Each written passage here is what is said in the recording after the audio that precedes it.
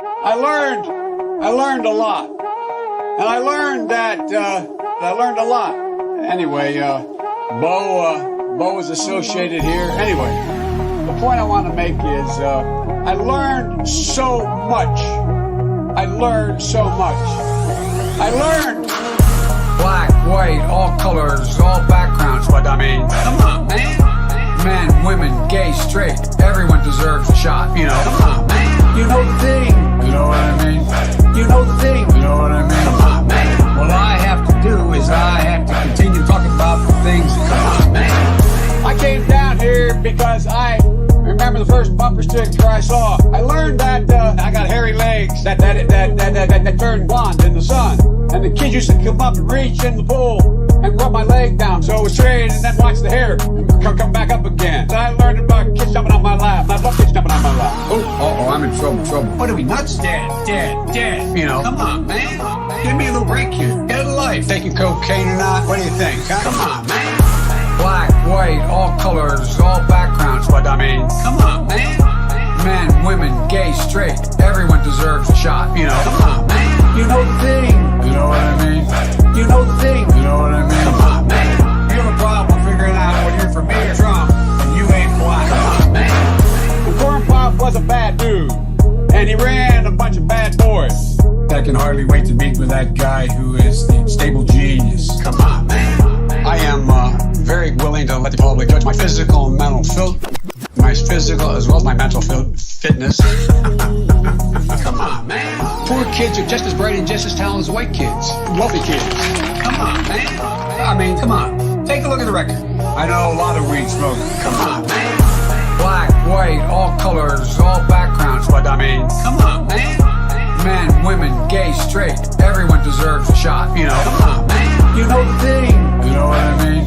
You know the thing. You know what I mean? Come on, man. Why the hell would I take a test? I am, Come on, man.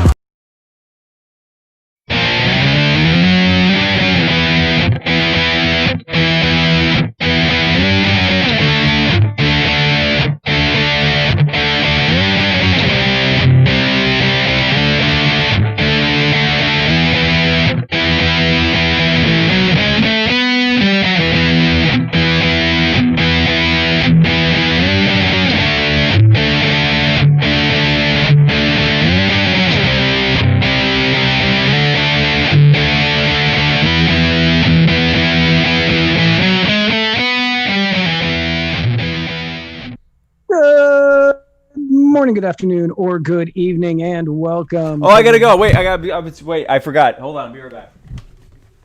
Guard.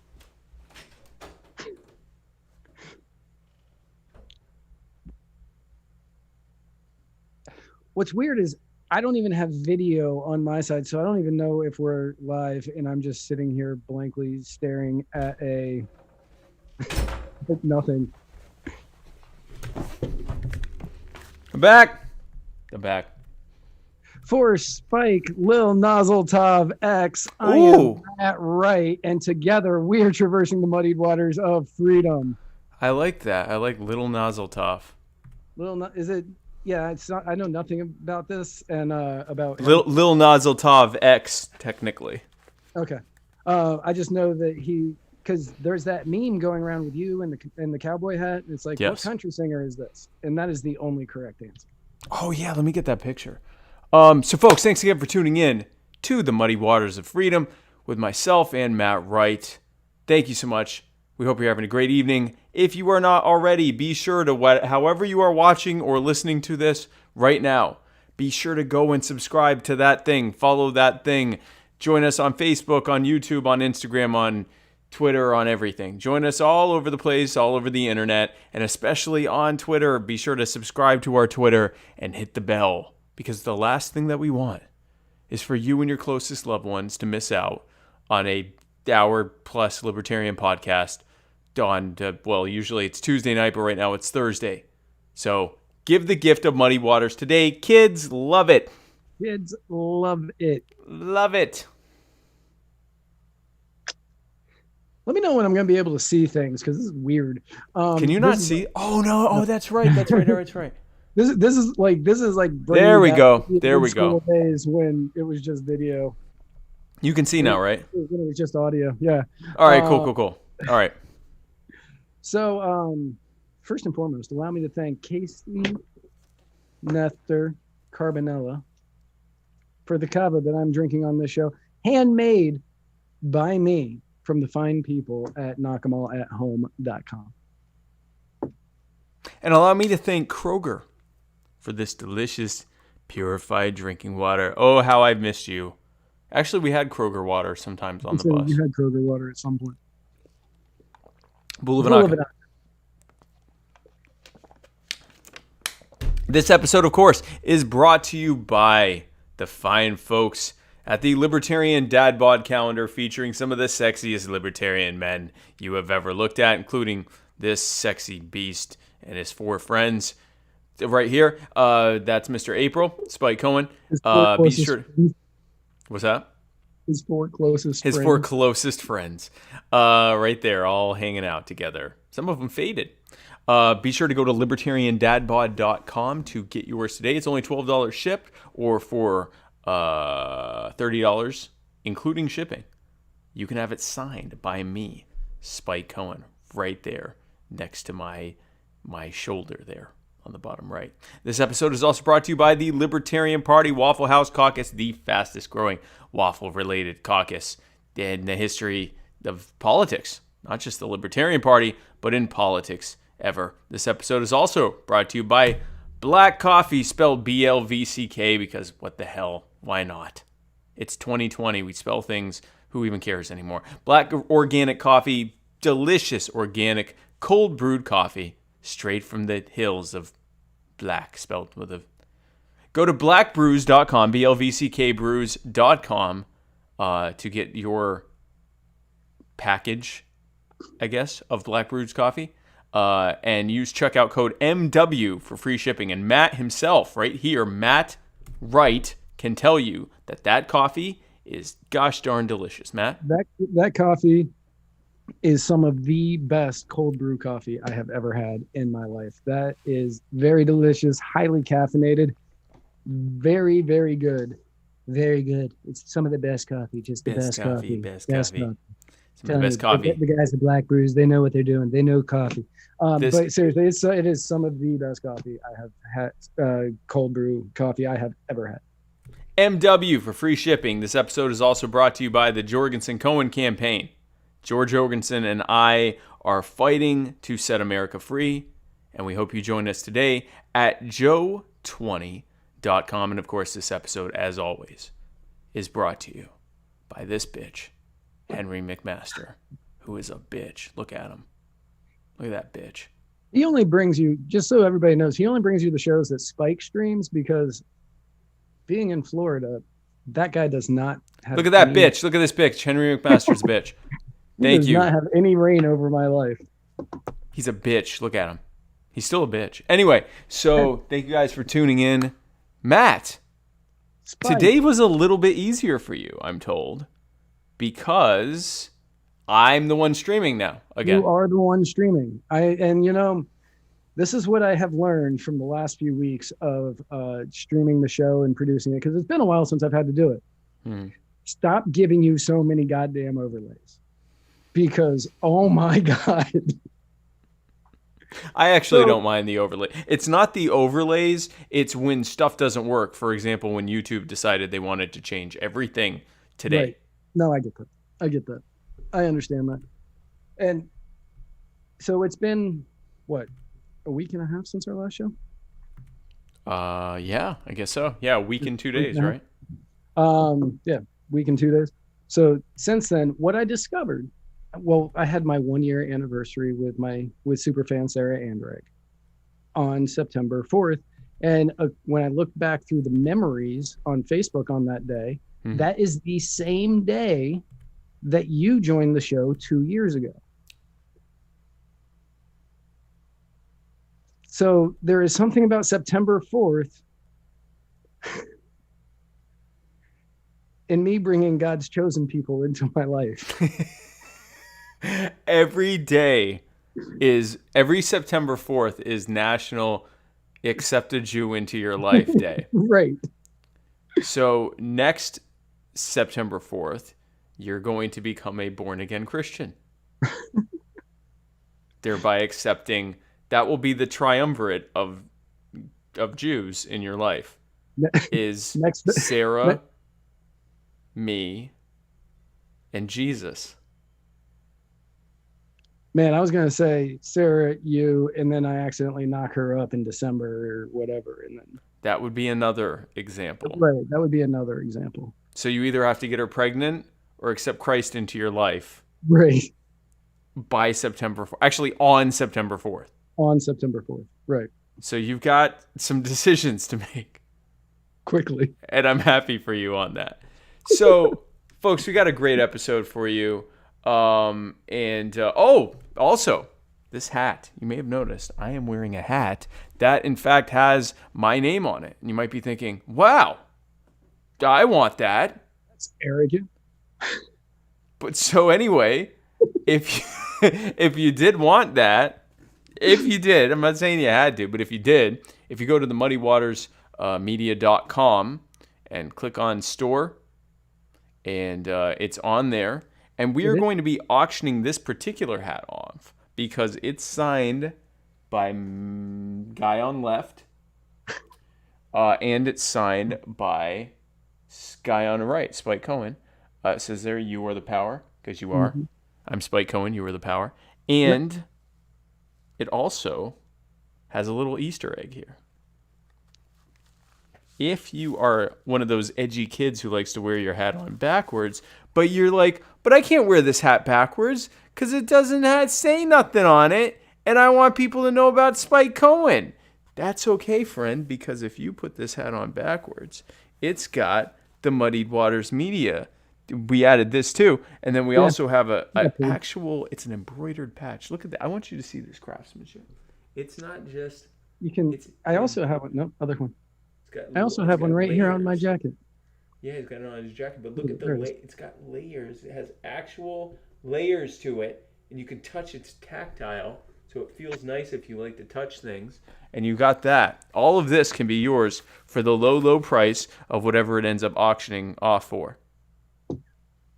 Which we will auction off on this show at some, like, not today, but like on an episode of this show. I was going to say, yeah. We'll play it up. Okay, we're going to have some big hitters come in, and they're going to be bidding. So if you want this hat signed by both of us, with the cat, with the thing on the back, with the patch on the back, and also then the other thing saying what the patch means, in case someone asks you and you don't want to have to explain it, stay tuned because we'll be auctioning it off. Now, here is time for the episode of the things that we're going to talk about. Yep. Go. Oh, this is a rapid fire segment. Now we're starting the cold brew black organic coffee, cold brewed caffeinated rapid fire segment, brought to you again by blackbrews.com. Use code MW for free shipping. Matt? Yep. And as I touched on earlier, 2 years ago on September 4th, Spike became the co-host of Muddied Waters of Freedom. Yes. And I am very sentimental of that day because we were close before that. And after that, we just grew to be closer. So I made a video for my dear friend, Spike. And I'm watching this for the first time, by the way. He is watching this for the very first time. And this video took me a really long time to make, and it's not that great. So don't get your hopes up that this is amazing. But I wanted to give Spike something for his second anniversary on the show.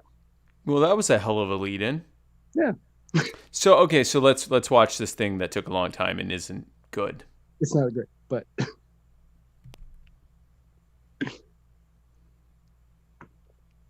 are we live? Okay, good. Okay. Yeah, no, we're live. Okay. Because I'm on a delay, I was like, oh crap. Am I doing this over the intro? For Spike, Curtis, King, David, do the right thing, Jungle Fever, I'm better than Leonard, Skinny Legs and all, Spike, Burning Bushwick, Bill, Junior Lucas, Schmendrick Lamar, Spike only makes noise with a Z, the leader of the Jutang clan, Jew Rule. With his hit song, Chala, Chala, it's the bread that we eat on the Sabbath. Dr. Dre, Dole, Nas, Oltov, Big Punham, Boys Jew Men, Jew Z, Juvenile, Jews World, Juchi Main, Juonce, Lil Juicy Vert, Gremlins 2, the new batch, Jupac, Sakel, the notorious JEW. One time I pulled off a kickflip for the honey maple smoked Spike. For the future vice president of the United States, Spike Cohen, I am Matt Wright, and together we are traversing the muddied waters of freedom. That just made me... Aww. That legitimately took me like 6 hours to make because I had to download every one of those episodes. Why did you say that wasn't good? I like that. That was nice. I wanted to throw in like other stuff, like clips, and make it like a 5-minute thing and do it as an intro. And then I was like, man, this is taking too long. So it's better because the intro is when people are coming in to watch the show. So a lot of people might have missed it that way. No, this was great. This was good. And this is all my Jewish rap names, which is nice. Not all of them. So some of them I know. I wasn't allowed to download because of copyright strikes. Against our own show. Yep. So like LL Cool Jew, not available. Not LL Cool Jew. That is what you are in my phone as. That's a good one. I like Big Punham. I forgot that one. Yeah, Big Punham. I forgot Big Punham. Yeah. Big Punham. So yeah, no, it's been a fantastic 2 years. It has been what has catapulted us to where we are now, us being working on this together. We are spreading the message of liberty to a widely growing audience across the country, across the world. And I am grateful to be a part of this. I am grateful to you for tapping me for it. Because as we all know, Matt Wright is apparently a genius. And as he will tell you personally, he saw... Well, I guess my mother first, and then I guess my wife after that. But after he was the first male, well, I guess my dad first, but he was the first male that I didn't spring forth from his loins. Well, no, my brother actually really believes in me too. He is the first non-related person to me who, well, no, my wife wasn't really related to me when we met. He's the first male that I'm not related to, who recognized my talent. And I mean, that's kind of not true because like a lot of people like hire me for business or whatever. But I guess for specifically podcasting, so you have that going for you. You were the first non-male that I was not related to. No, you're first male that I'm not related to recognize that I'd be good at podcasting. So you've got that. And no one can ever take that from you. No one can ever take that from you. Ever. No one can ever. Try as they might, no one will ever take that from you. Good job, Matt. So, that's what happened there. Speaking of things that happen to children, when I was a child. Hey, Matt, I heard something. Springs. Okay, yeah, Colorado Springs. In Colorado Springs, Colorado, a 12-year-old had the police show up to his door and was suspended from school for 5 days. Wow, he must have done something terrible. Yeah, you would think he did something awful, which, he got suspended from school for 5 days for the atrocious crime of picking up a neon green Nerf gun with the words "Zombie Hunter" painted on the side during a Zoom class. That would be the equivalent. Yeah, me picking up a Nerf gun whilst talking to you, and he got suspended from school for 5 days. Another student in Colorado Springs who was 11 committed the same heinous infraction with an airsoft gun And he also got the 5-day suspension. These weren't even real guns. This was a No. Nerf gun and an airsoft gun. Yep. And granted, they did not describe the airsoft gun, and I've seen some very realistic ones. It's So in a without- Zoom class. It's in a Zoom class. I get that. No, I understand. I understand that. But if it is a neon green Nerf gun with Zombie Hunter painted across the side, obviously it is a toy. And when Colorado Springs was asked about it, they said, well, we're just trying to apply the rules equally that they would have to abide by here at the school.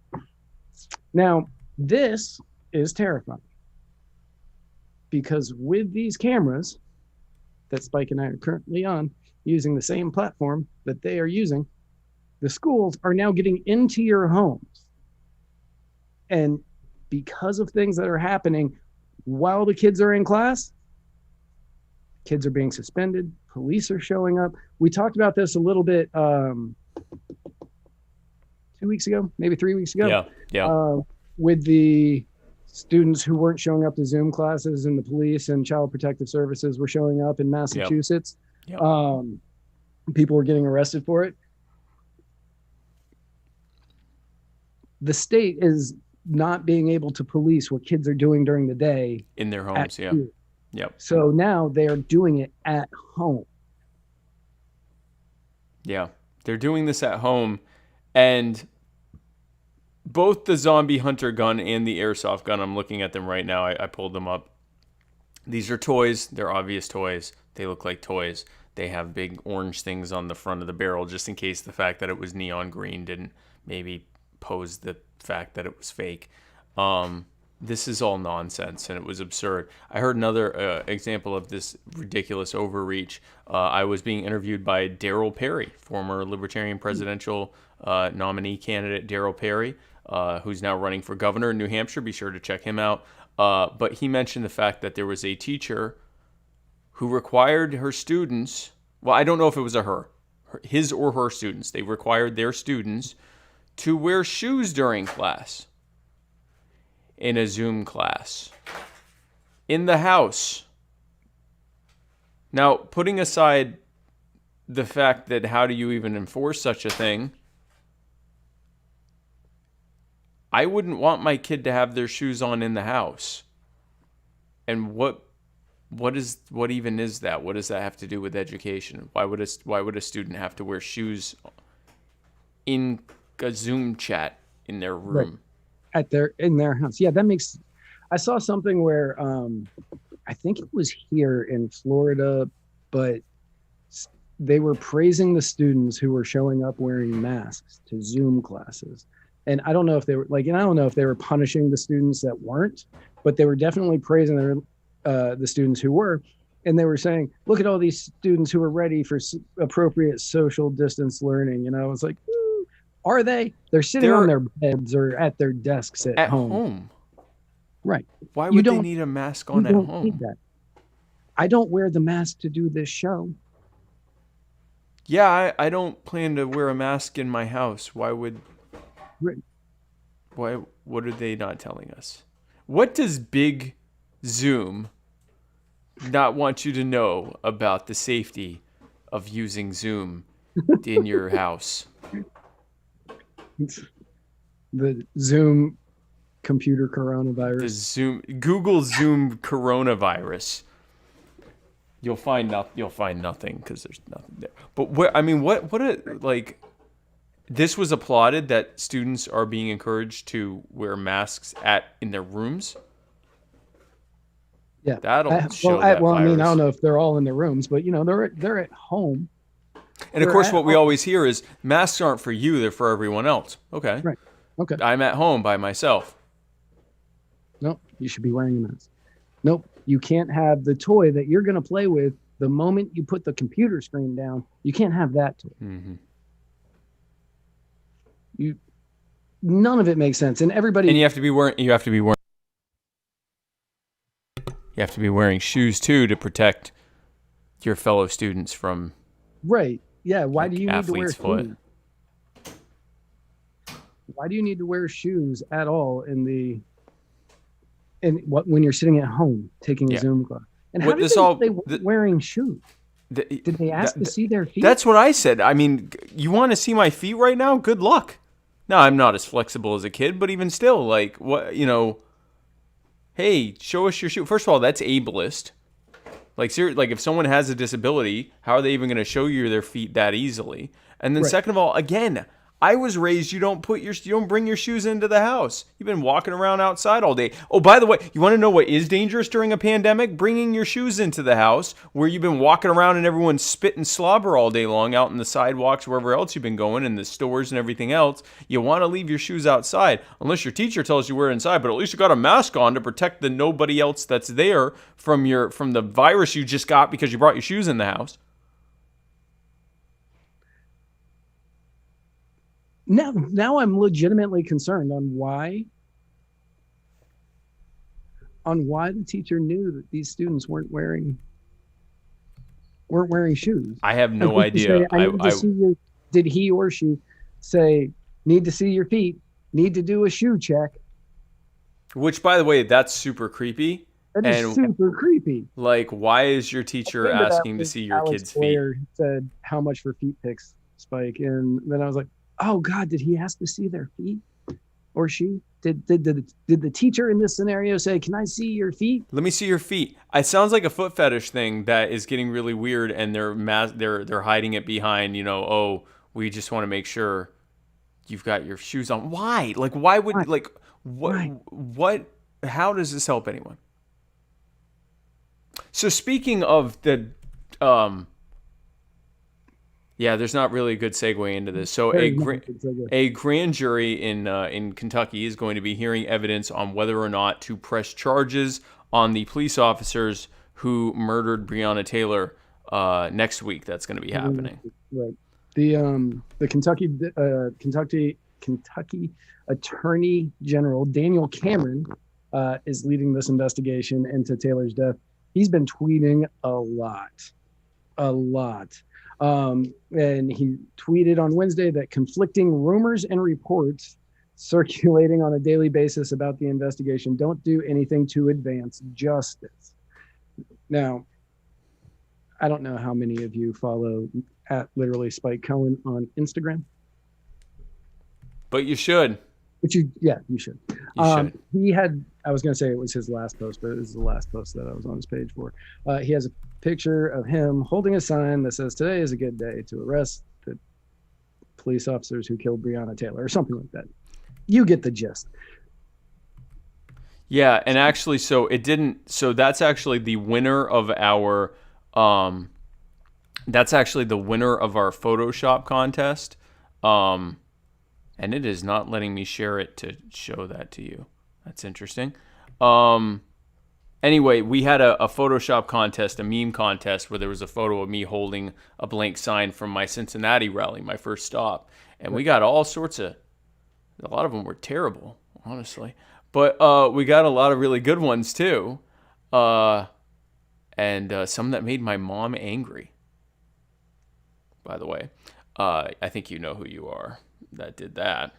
Maybe put some. Anyway, so the rest there. So there were some really good ones too, and one of them was this one.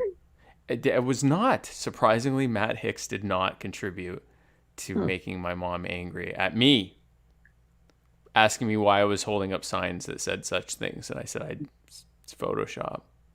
I made one of those. I know. I said, I'm team guy on left. Oh, that one did not upset her. That upset me, not her. But that was still terrible. And I'm not terribly. I'm not mad. I'm just disappointed and a little mad. But so yeah, no, it was on my. So go to my IG at literally Spike Cohen as soon as this is over, and follow me on that. Some of the comments in there, the people were saying the cops were just doing their jobs. The cops were just following orders. The cops did nothing wrong. So many people are saying this. And now a lot of them are pushing these narratives that are being pushed out. And and it's all garbage because they're saying stuff like, "Oh, the boyfriend shot at the cops." Yeah, they broke into the house without announcing who they were. That's the problem with no knock raids. whether or not they were there for a justified reason. When someone breaks into your house, unannounced, plain clothes, so you don't know they're officers, what do? Mr. I shoot anyone who breaks into my... Because that's what I hear. From the same people that are saying this nonsense are the same people who immediately turn around and say, if anyone busts into my house, I'll shoot them dead. Okay, great. Prove it. Prove it by defending Breonna Taylor and her boyfriend right now. Because people who were not wearing police outfits, who were not wearing uniforms, who did not announce that they were police officers, broke into their house late at night. So prove that you are this warrior against against home invasion, who will murder, who will shoot dead anyone who comes into your house. Prove it by immediately defending Breonna Taylor and her boyfriend. Or shut up. Right. And now a lot of people, I saw it in the chat, she was asleep. Now a lot of people are saying that she wasn't asleep. She was in the hallway. That doesn't make a difference. Who cares?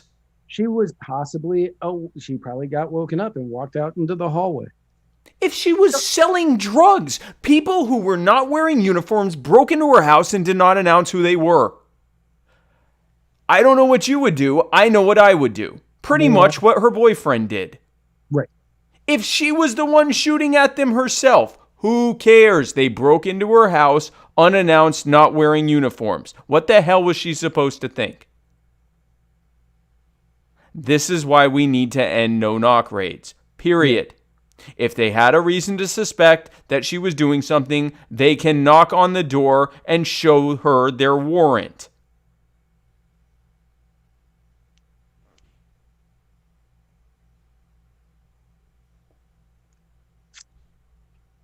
So if her... Go ahead. So next week, the grand jury is going to be getting together, and they are going to present all the...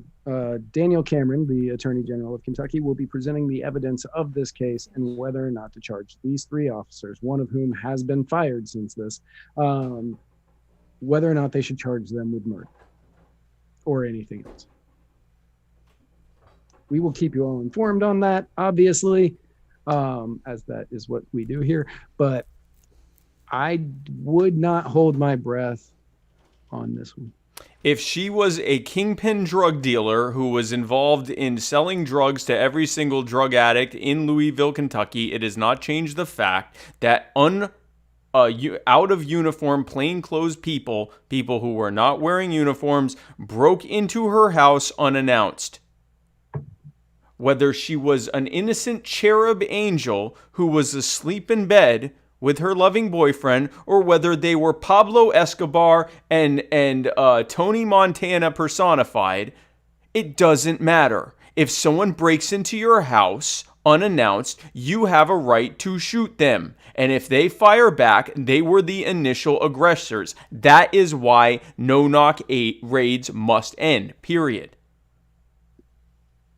Yes. So, speaking of people who say stupid things, the deficit and the debt. The debt. You're not going to read that first line. I am not. You are, because you wrote it. I am not reading that. Okay. I made a parody song out of an old Salt and Pepper song. You could just do it as spoken word. Let's talk about debt, baby. Let's talk about GDP. Let's talk about all the spending and the interest that may be. Let's talk about debt. That was beautiful. Thank you. That took me longer than the rest of the notes. So the congressional budget, I probably should have written down what that O is for. The congressional budget organization now expects the deficit for this year to hit $3.3 trillion. That's more than 3 times larger than the deficit for the fiscal year that ended in September of 2019. To put that in perspective, that is almost as much debt as Barack Obama ran up in his first term in office. That's To in put it 1 year. to put it in a different perspective, the budget deficit for the month of June alone exceeded every annual budget deficit during the George W. Bush administration.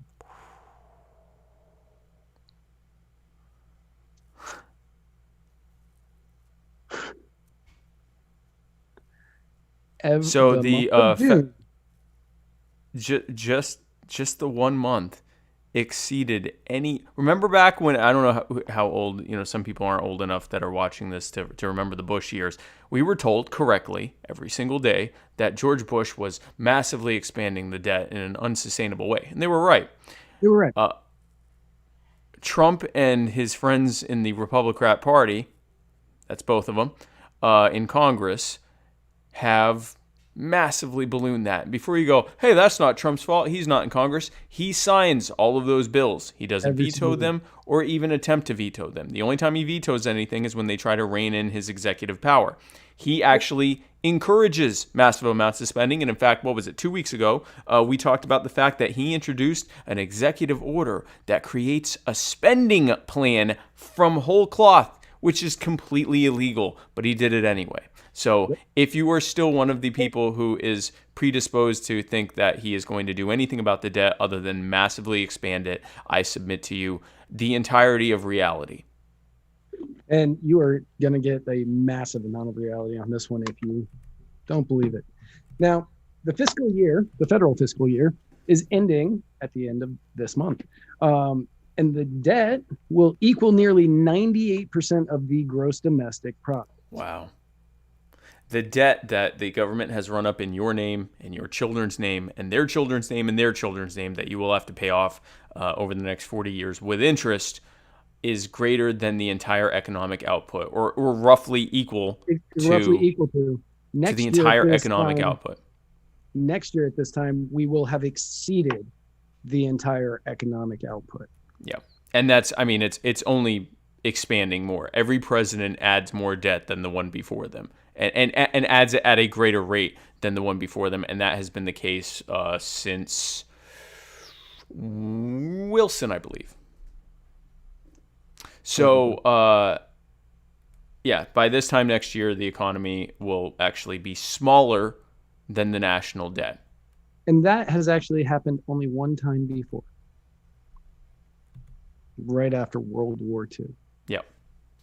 Only time that the spending has been greater than the economy. Yeah, the debt has been greater than the economy. It was during a world war where the U.S. government employed everyone for the war effort and spent massive amounts of money for a conventional, traditional war effort. Just to have a bit of a laugh. Remember this from long ago, all of 4 years ago, when Donald Trump insisted that he would wipe out the U.S. debt in 8 years.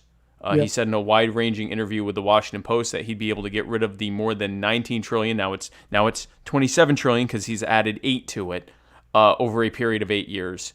And he said he would have to basically pay off $2 trillion a year. And instead he has massively expanded it.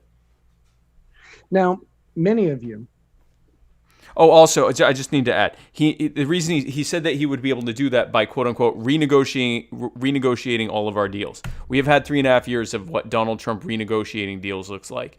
It looks like any other Republican in office. More and more and more and more spending, debt, and taxation. Dan Albright just wrote, well, that aged like the finest milk. Yes. Yes. It's nice and curdled now. Yeah. Now, a lot of people out there, probably not the ones watching this, but a lot of people out there are going to say, it's because of the coronavirus. This is because of Corona. Mm-hmm. They shouldn't say that. They should not do that. They should not say that. As reported by Matt Welch of Reason, spending grew over $984 billion under Trump before the coronavirus. Mm-hmm. So just to put it in perspective, we've got some stats here. In Barack Obama's last full fiscal year of 2016, the federal government spent $3.85 trillion. And to break it down, 2.43 trillion on mandatory items, Social Security, Medicare, Medicaid, things like that. 1.16 trillion on discretionary outlays. More than half of that went to the Pentagon, and 230 billion on debt service. Mm-hmm.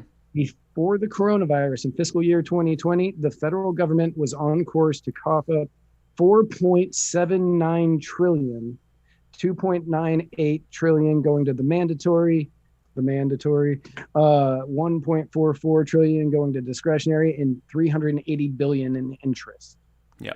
So for those keeping tally at home, that is a more than 25% increase in the amount of spending. So for those of you who said Donald Trump's going to make government smaller, no, he didn't. He actually did never say that. And he's proving that he wasn't ever going to do that. He never said he was going to make it smaller. He said that he was going to cut regulations, which, yes, he has done that.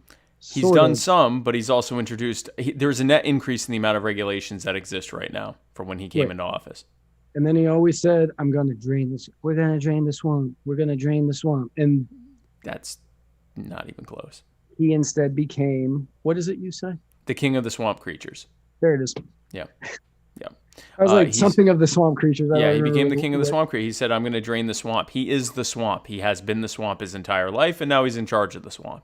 And we're getting everything we would expect from such an arrangement. A lifelong crony finally has the reins of the executive power, and he's using it to enrich himself and the cronies that put him in office, and at our direct expense. 25% increase in spending. The average American family is seeing a 23% increase in taxes. You may not know that because you were told that your taxes went down, and then you wonder why the cost of living went up way high all of a sudden. That's because of Trump's trade wars and introducing tariffs on the things you buy every single day, which has led the average American household to have a de facto increase in taxes, because all tariffs are taxes paid by you, the consumer, an increase of roughly 23%. And the less money you make, because it is essentially a sales tax, the less money you make, the higher your increase in taxes has been during the time that Donald Trump has been in office.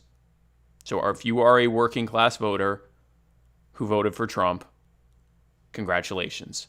You got all of the debt and all of the bill with interest so that Donald Trump could hand $6 trillion and counting in crony giveaways to multi-billion-dollar corporations that helped to put Trump and his Republican friends in Congress in office. Yep. So the annual price tag of government went up by $937 billion in less than 4 years, more than the $870 billion price hike Obama produced in an 8-year span. So that also, remember, Obama, when he first came in, that included a massive financial crisis that he adopted from George W. Mm-hmm. Who, there used to be years ago, there was a meme that went around, which president doubled the national debt? And then it was George W. Bush, Barack Obama, both. And you check both because both did it. The answer is both, and Donald Trump is on course to more than double the debt if he got another term. So you could soon add Trump's name to that if he gets reelected. And if you put Biden in, he's going to do the same thing because that's what Republicans do. Recently, Donald Trump put up a tweet where he said, he said, if you want to know what a Joe Biden presidency looks like, just look at the chaos in our streets. You know, the chaos that's happening while Donald Trump is president. And he's right. If you want to know what it's like for a Republican to be in office, look at what it's like when a Republican's in office. I don't think that's what he meant, but it's true. If you want to see what it's like to continue having Republicans rule over you, look at what it's like with them currently ruling over you. Because it's never going to be any different. I believe it was Ronald Reagan who said, who cares about the debt? Who do we really owe it to? That's paraphrasing, of course. I believe he was the one who said that. And the answer, of course, is the Federal Reserve. Right. But since Reagan, the ultra-conservative spending has just been on an upward slope because who cares about our debt? Whenever Republicans are in office, all of a sudden debts don't matter as long as you're spending it on the right things. And the Democrats are outraged at the massive deficit that we have. And then Democrats get into office and they immediately and dutifully work together to switch places. Now the Democrats say, it doesn't matter, we just have to spend it on the right things. And the Republicans go, this is an absolute outrage, and the founders would be appalled. Right. And then they switch places again, and it's the same thing over and over again because they're on the same team. Every 4 to 8 years. Every 4 to 8 years, you get the same thing because they're all on the same team. It's all theater. They are working together every single day to screw you over just a little bit more than they did the day before.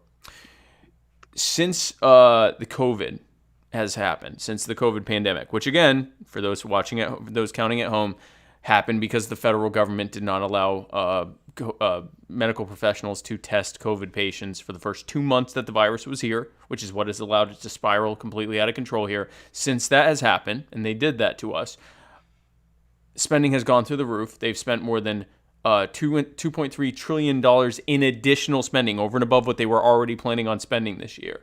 And another $3.5 trillion has been approved by the House already. The Senate has put it on hold because now all of a sudden they're worried about whether or not they have the money to spend. Now they're worried.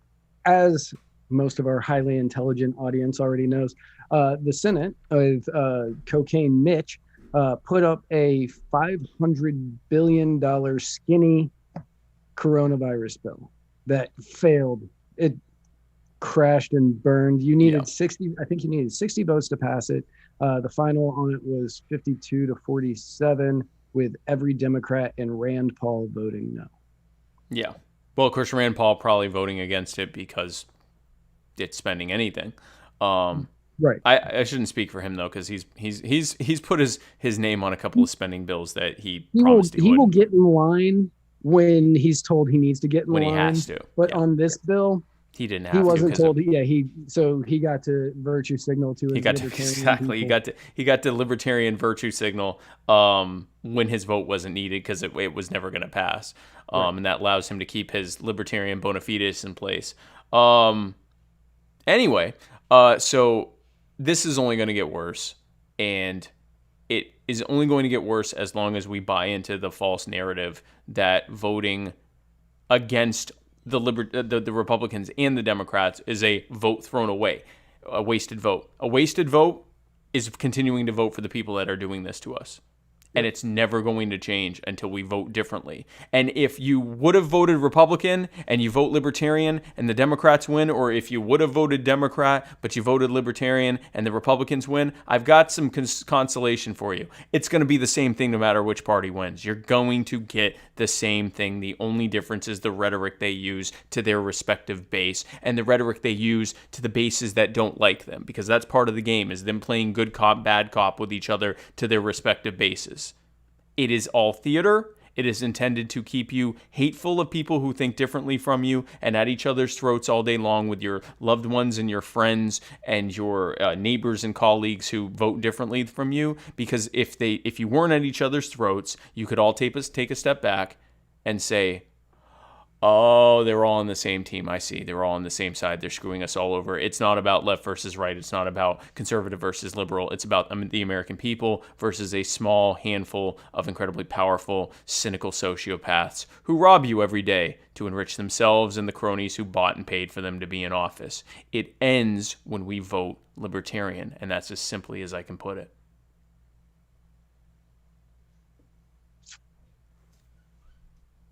So now, are we doing Chris Reynolds? Are we doing Saturday? Let me look at my Saturday. We're going to decide right now if we're doing Chris Reynolds. Yeah, we're going to decide live on the air if we're doing a Chris Reynolds now or if we are bringing you a Chris Reynolds spectacular on Saturday. Yeah, it's not going to work on Saturday. Let's do Chris Reynolds now. Okay. So start at the oldest ones. I'm not sure how it comes up on whatever it is you're looking at, because some of those are from like 3 weeks ago. So all of these are ones we haven't listened to, right? As far as I know. Okay. I think I cleared out everything else. Okay. All right, cool. So here we go. Hang on, let me make sure before you start playing something. Yeah.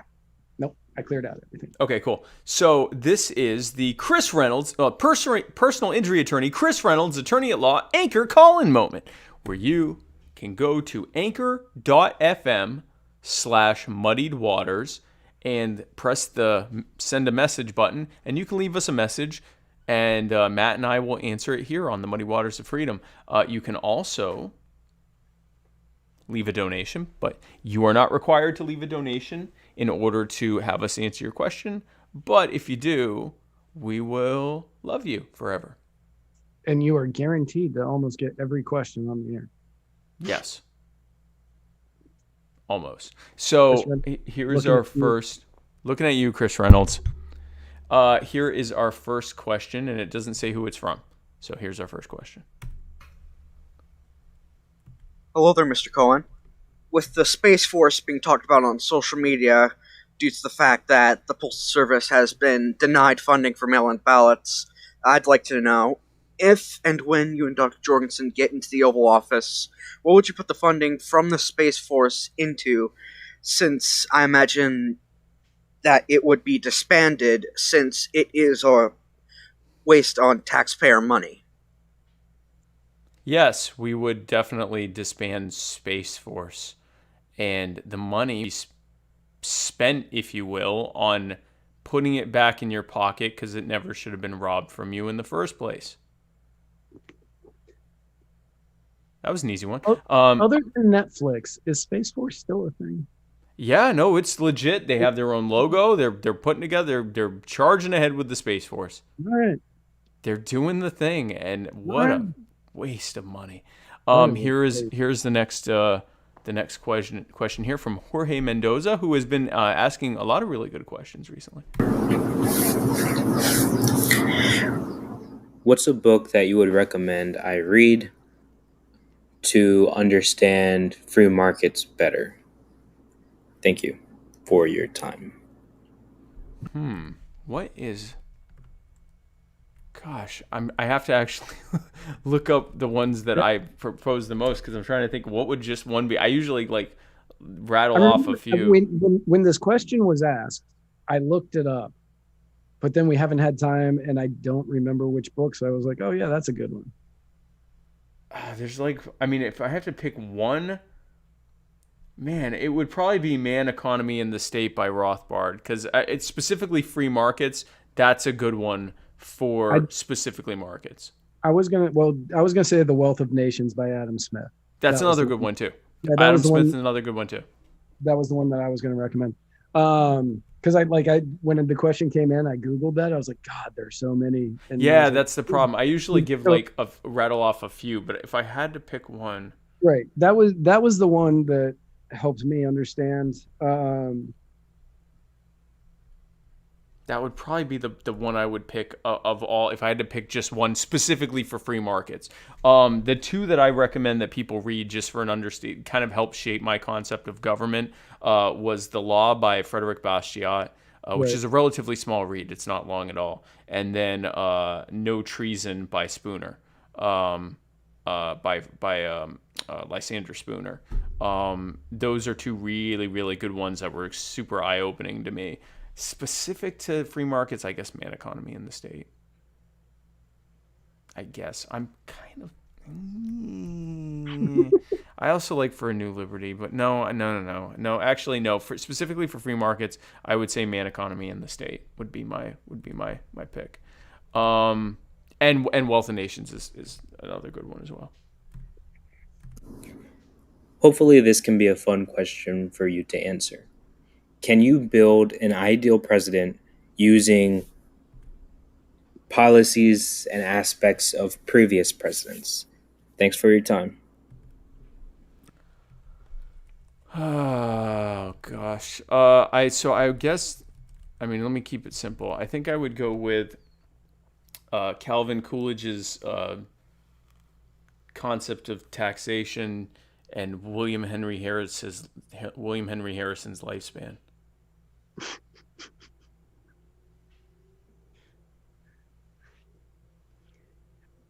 That gonna get me in trouble. That was almost verbatim what I had. I was like, Calvin Coolidge, like he vetoed a lot, and his idea on taxes was pretty good. Didn't like his thing on alcohol. Yeah, that wasn't good.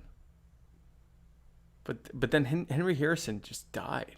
Yeah, he just died 45 days in or whatever. Yeah, something like that. Yeah, that I'm was just gonna go with that was that. like Of previous verbatim. presidents, I mean, hopefully we have presidents that live long and just dismantle everything. But I guess from the existing ones, I guess Coolidge, who while in office for 40 days would not make it bigger, and then dutifully leave office. Doesn't have to die. By the way, they could just quit. Yeah. They could just quit. They don't have Could to you die. imagine if there was an election every 42 days?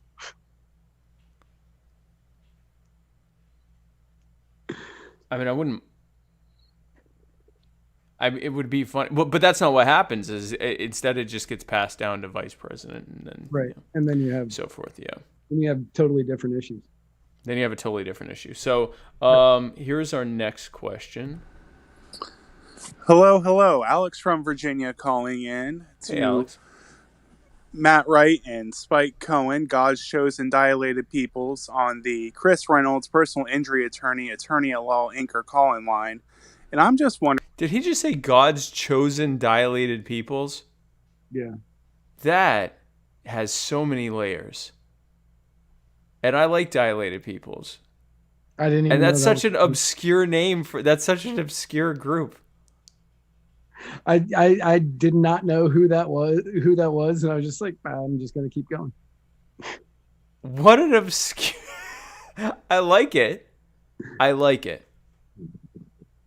I like it and I appreciate it, Alex. Wondering, how can we make the House and Senate assume responsibility and take accountability for actions that they've been putting off onto the executive branch? How can we reintroduce checks and balances into the system? And more importantly, how can we introduce checks, mix, and balances into the system? Ooh. And what is the best kind of checks mix? Oh man, anything with I'm the one that likes and I can't even have it anymore because of my diet, but I'm the one that likes the little like brown. Oh, the brown stick things? No, it's not. It's like a little like mini bread slice. Oh, but it's yeah, hard. You like that thing? Oh gosh, it's my favorite part. It's all salty. And the way it's shaped like your tongue, so you can just put it on your tongue and just let it sit there and salt up your tongue. Any of the Muddy Buddy mixes? Big fan of those. Basically, all the ones that have sugar in it. And the I think it's called the hot and spicy. Ooh, the hot and spicy one. That would. I don't know if it's called hot and spicy, but it's hot and spicy. Yeah, it's hot and spicy. That one's the.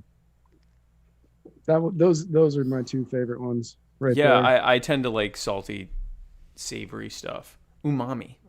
I like umami Chex Mix.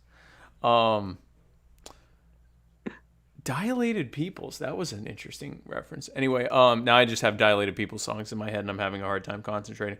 Adding checks and balances back into the system. I mean, here's the problem.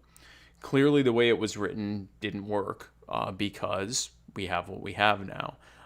And this goes to a question of is it possible to strengthen a document enough so that liars and thieves and scoundrels can't find a loophole around it? I don't know that that's the case. I mean, we had a pretty strong protection in the form of checks and balances, and the Congress and Supreme Court found many times to just give deference to putting all the power in the executive branch, which is incredible because here you have, especially in this election cycle, you have a half Democrat run split Congress that is saying Donald Trump is like Hitler in our time and he must be stopped, while simultaneously giving him more and more executive power. And we've seen this time and time again. We've seen it when Obama was president and the Republicans just kept handing him power while comparing him to every bad president of our times or every bad head of state of our times. When George Bush was in office, they routinely called him Bush Hitler, which had two layers there.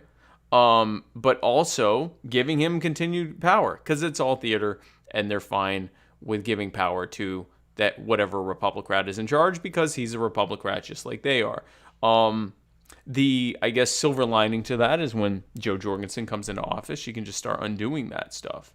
I guess one thing we can do is say, hey, look, if you put it in the hands of the executive, we can just undo it. So one way to prevent that from happening is to make it an actual law and do your damn jobs.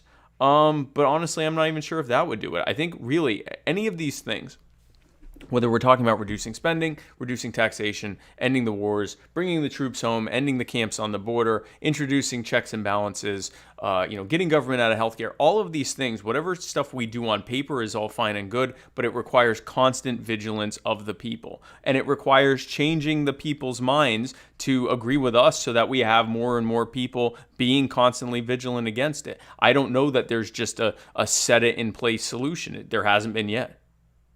So, as most of us can agree, executive orders are very unconstitutional. Yes. Let's say Joe gets into office. Could she do an executive order that doesn't negate executive orders that have already happened, but negates all executive orders in the future? Yeah, until someone else comes in and makes an executive order undoing that executive order, which is. But that's why I said not to negate anything, because in the Supreme Court ruling against Trump, he said he overturned one of Obama's executive orders, and they said, nope, he did it first. You don't get to undo it. Because they wanted that to remain in place. There have been plenty of times when and this is a perfect example of the arbitrary nature of the whole thing, because there have been plenty of presidents that have undone previous executive orders with new executive orders. And this is the problem we face. Every year with the whether or not we give money to people who have state-funded abortions. Exactly. It happens on many different political footballs, and the Supreme Court is very arbitrary with it. And so this is what it comes down to is it has to be fought at every step, at the legislative step, at the judicial step, at the executive step. We have to get libertarians in office, and more importantly, because that's an important part of it, but more importantly, not only do we need to get libertarians in office, we need to change the conversation in this country, which is why I am focusing my part of the campaigning so much on talking to activists about reaching out to people in their communities, because we can change this when we go out into the greater body politic, listen to their concerns, empathize with what their concerns are, reflect back that we're listening to them, and then take them on the journey for liberty. I can't do it myself. All of us going out there, meeting with people of all different walks of life, all different races, creeds, colors, religious affiliations, political affiliations, and everything else, income levels and everything else, and being able to reach them with our message of liberty and getting more and more people into it is how we do it. There's not an easy way to do it. If there was, it would have already been done. So here is the next question from Selena Stewart, who asks us, Selena Stewart. About a week ago, I saw an article pop up. The Trump administration pushes arms sale to UAE despite Israeli worries. It came in the New York Times. It's about the only article you can find, and it came out during the DNC convention. I've shared it, and a lot of people, who saw it from me sharing it have been super concerned. I feel like it should get a lot more attention. I know he's tried to get it through Congress before. This is a week after his peace treaty meeting or whatever.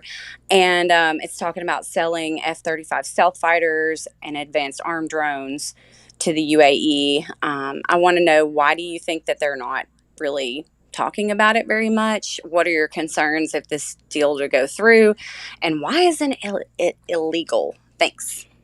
So the reason it's not being talked about is because it doesn't fit within the Donald Trump bad, Joe Biden bad, you have to pick a side narrative, because the U.S. foreign policy of imperialism is just as American or as Republicrat as anything else that they push. It has become part and parcel of what they push, to the point where they don't even talk about it anymore. The only reason that the Iraq War was brought up during the time of the run-up to the Iraq War was because the Republicrats realized that it was incredibly unpopular that the American people did not want to go to war in Iraq, and so they had to politicize it. They had to make it a Bush versus Democrats thing, because that would allow half of Americans to immediately support it, because George Bush was supporting it. All of the theater they did, Bush is Hitler, Bush lied, people died, while all of them, almost all of them, voted in favor of it and voted to continue funding it, including Bernie Sanders, who voted to fund it. All of these people that pretended they were against it but continued to fund it, the reason they had to create that theater was in order to get roughly 50% of Americans to support it. And the only way they could do that was tie that to one of the major political parties. Outside of that, it's business as usual. If someone even suggests trying to end these wars, suggests trying to get the U.S. out of these wars, they're labeled a Russian spy or a Russian bot serving the interest of Vladimir Putin himself. It's red baiting that goes back decades, and it's nonsense. Here's the thing with weapon sales. American suppliers should be free to sell weapons to whoever they wish. Anyone. The right of the people to keep and bear arms shall not be infringed. It did not mean just by the federal government. It did not just mean Americans. The right of the people to keep and bear arms shall not be infringed. That also means that the right of the people to sell arms to people who wish to keep and bear them shall not be infringed. So the government shouldn't be pushing for or against arms sales. They should be allowing providers to provide to whomever wants to have them. In this case, if the UAE government wants to have them and American companies want to sell them, okay. Not a single penny of American tax dollars should have to go to it. Not a single bit of political maneuvering should go into it. Because when he's saying arms sales, he's talking about American U.S. taxpayer dollars subsidized arms sales, where they pay a lot less than they normally would. And we pay for that. Not only do we pay full price for the F-35s that our military buys, we also pay subsidized pricing for other countries' governments who want them. Why? Because screw you, that's why. So that needs to end.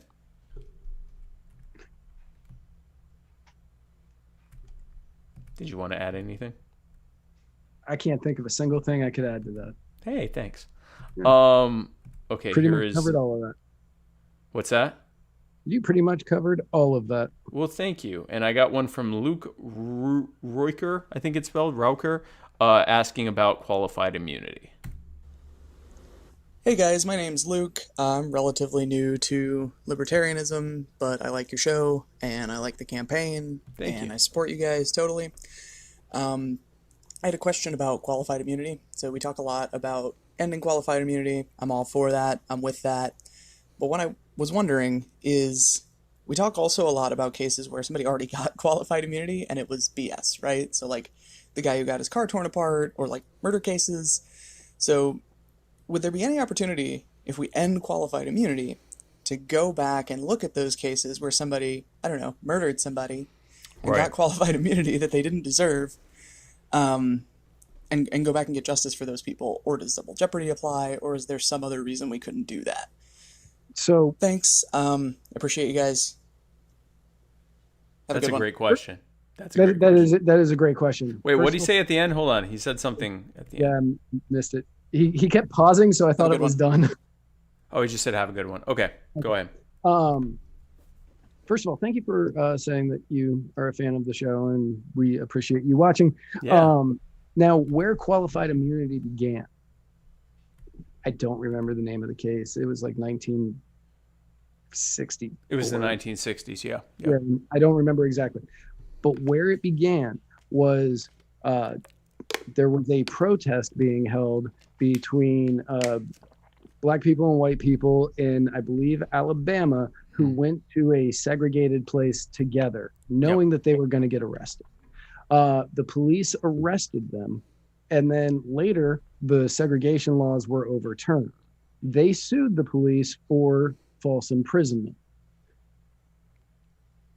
And the Supreme Court ruled, because they had no way of knowing that the law was going to be overturned, they were doing everything that they were allowed to do.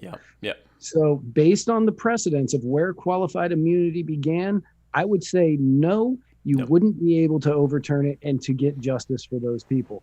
But if qualified immunity is overturned, Moving everything forward. from here on out, those people would get justice.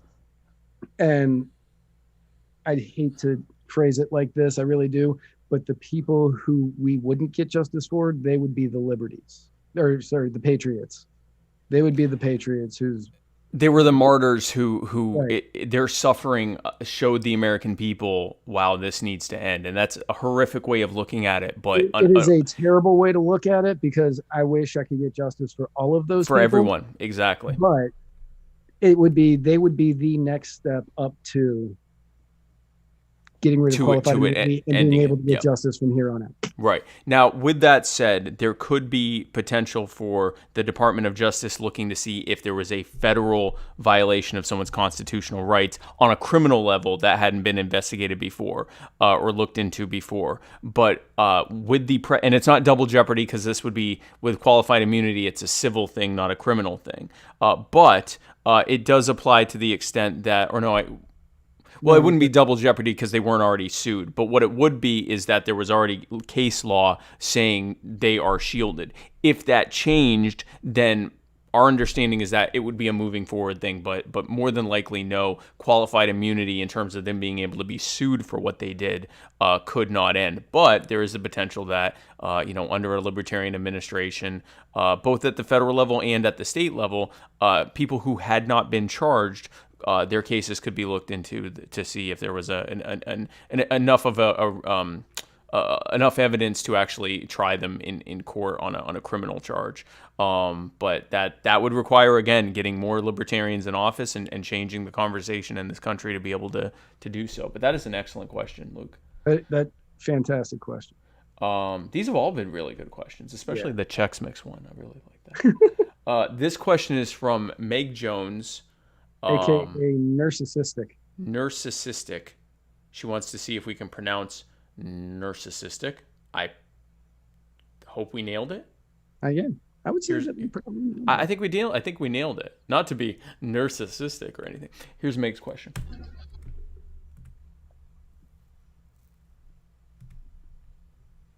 Okay, wait. Hi guys, my question is a two-part question for Spike in regards to the situation at the border. What does an open border policy look like from the libertarian perspective? And how do you think decriminalizing drug use will impact the security issues that people are concerned about? Also, you guys are awesome, and our household really appreciates everything you guys are doing to get the word of freedom out there. Thank you, Meg. I just want to say something about Meg real quick. Yeah. Meg is one of the sweetest individuals that is a member of the Muddied Waters group on Facebook. Not the page, but the group. The group, by the way, join the Facebook, the group. If you haven't already, look up Muddied Waters, and it's a Facebook group, and we would love to have you join us there. That's where all the fun, all the cool kids are. Right, and she is constantly sending superfan Sarah Anderegg sweet comments in the comment sections of any of the posts that I put up, as well as she sent her the sweetest, which I'm not going to repeat what was said, but she sent her the sweetest message the other day when requesting her friendship. And Meg, I just want to say you're a wonderful human being. That's awesome. That's awesome. And yeah, thank you, Meg, for everything that you're doing. And thank you for that question. By the way, you have to tell us if we pronounced narcissistic correctly. I hope we did. So what Joe and I are proposing for the border is closer to what the founders actually intended for there to be no regulations or no limitations whatsoever on who wants to come here for peaceful purposes. The purpose of the border, according to the founders, was twofold. One was to delineate their area of authority, their jurisdiction. This is what we own. This is what we have governmental control over. And then the individual states have their regions that they have their state control over. Two, it was a line that said, if you cross this line for military reasons, if you try to invade the country with an army, if you try to shoot rockets over it, if you try to, fire into our country or something like that, shoot cannons into our country, or invade our country, or fly drones into our country, whatever, you are invading our territory and our sovereignty, and now you've done a military action, and we will respond appropriately, whether that means war or whatever else it means. At no point was the border intended to stop people coming for peaceful reasons. And in fact, worldwide, historically, borders were never for stopping people who were coming to trade or do anything like that. Even when people bring up the Great Wall of China, the Great Wall of China had gates and people came and went from it regularly. The only reason it was there was to prevent an army from crossing. The idea of a border being a place where people are stopped if they want to come for peaceful reasons is a post-World War II failed zero-sum labor unionist economic idea. And it has failed. And all it has done is created a massive surveillance and police state, not just along the border, but everywhere in the country. You now have to fill out you have to submit your information to E-Verified, a federal database, to get permission. Every time you want to get a job, or in an increasing number of states, to get a lease, or to get utilities put in your name, or to do a myriad of things. Border Patrol assumes the authority to be able to stop anyone without a warrant or suspected reason for stopping them, or stated reason for stopping them, which is a total violation of your due process rights, not just at the border, but within 150 miles of any border or coastline. So like all of Florida. So that's all of Florida. I think all it's of like Florida. One tiny 1 mile wide strip right up the middle. Most of where people live, most Americans live either within 150 miles of a shoreline or a international border, a border with Mexico or Canada.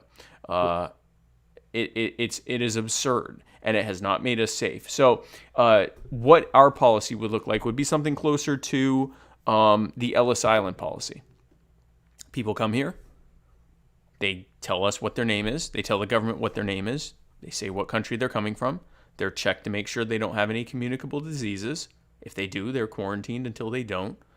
And then they're allowed to go on their way and enjoy the American situation and be able to live their lives. Because it's none of the government's business what they're doing once they're there. It's none of their business. They want to come here to work. They want to come here to reunite with their families. They want to come here to get married. They want to come here for whatever reasons, whatever peaceful reasons.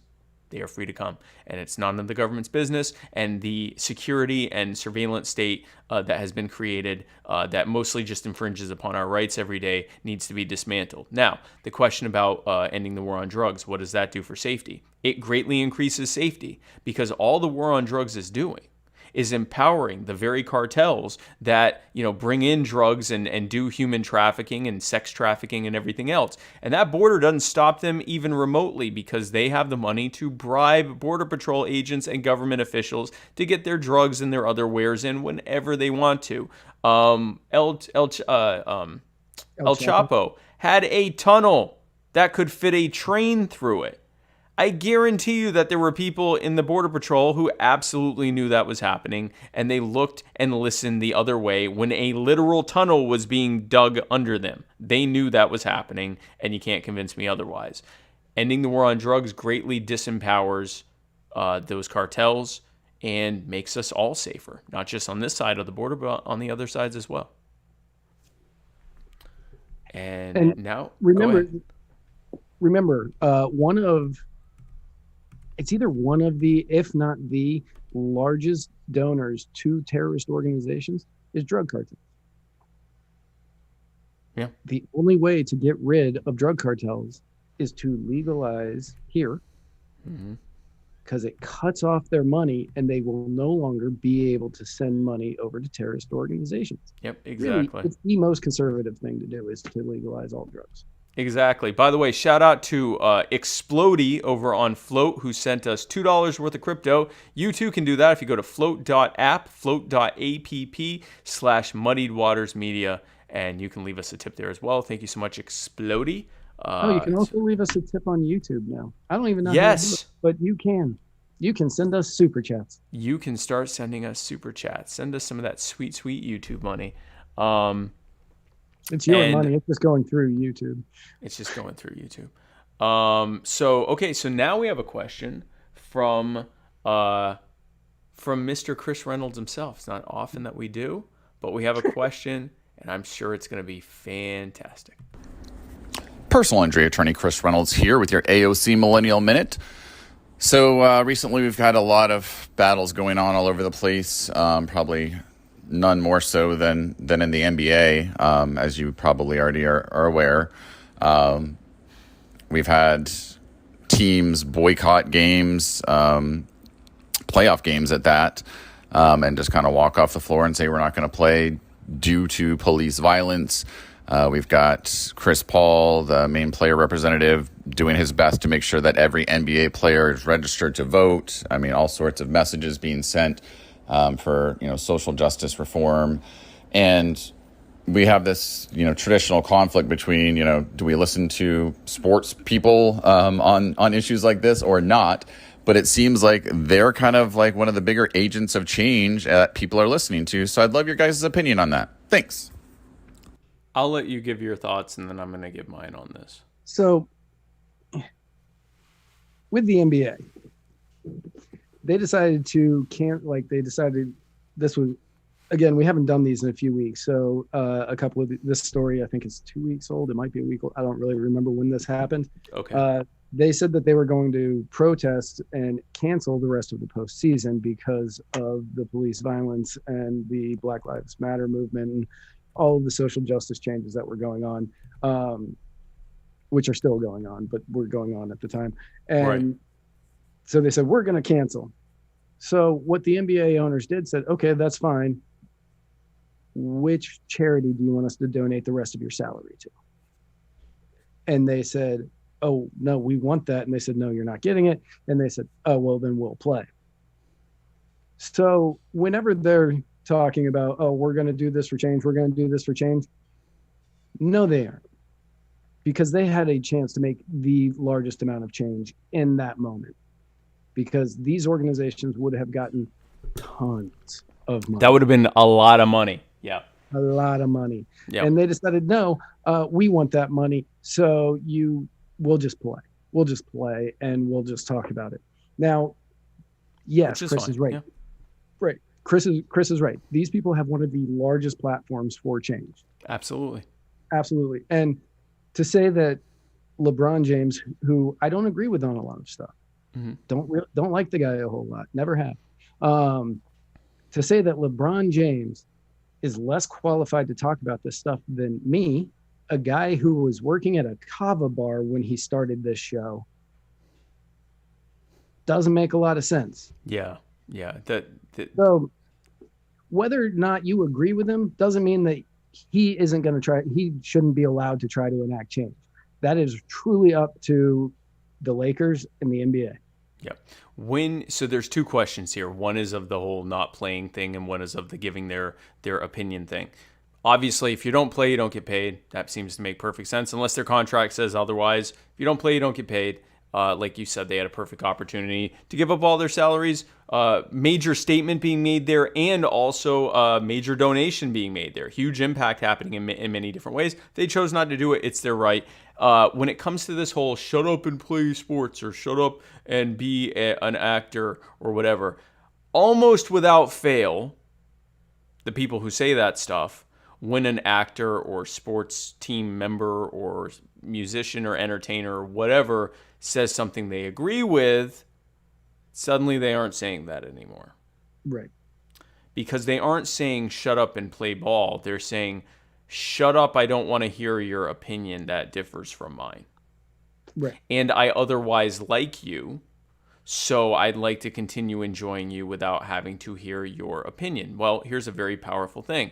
You don't have to listen to their opinion, and you can just continue to enjoy their sports and their movies. And if they start talking politics, you're able to just not listen to them. Just as you are able to turn us off, you can turn them off. Just literally turn them off. You do not have to. No one is making you listen to them. Like the very second, you can have your hand on the mute, and the very second they start, you can mute it and go on to whatever other thing you were going to watch either.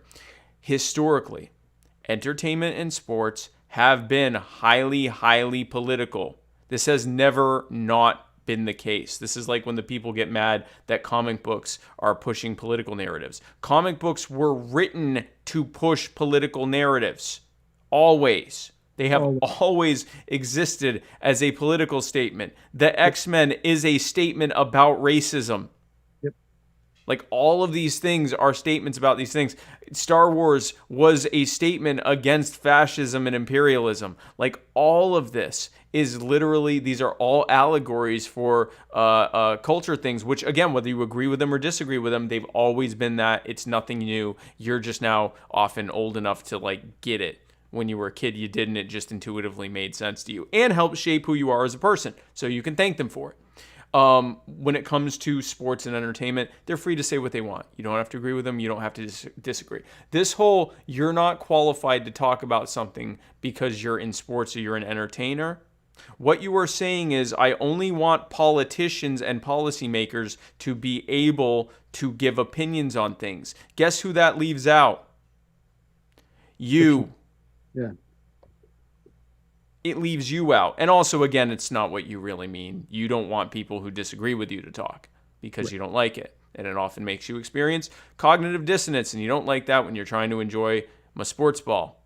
Here's a political statement. Having a giant American flag draped across the football field while military jets fly over it and you sing the government anthem. That is an inherently political statement. If you like it, that's fine. If you don't like it, that's also fine. If you think everyone should have to stand up during it, that's fine. If you think everyone should kneel down to protest racial injustice, that's also fine. If you want to burn a flag while you're at home while it happens, also fine. Totally, you're right. Make sure it's your flag.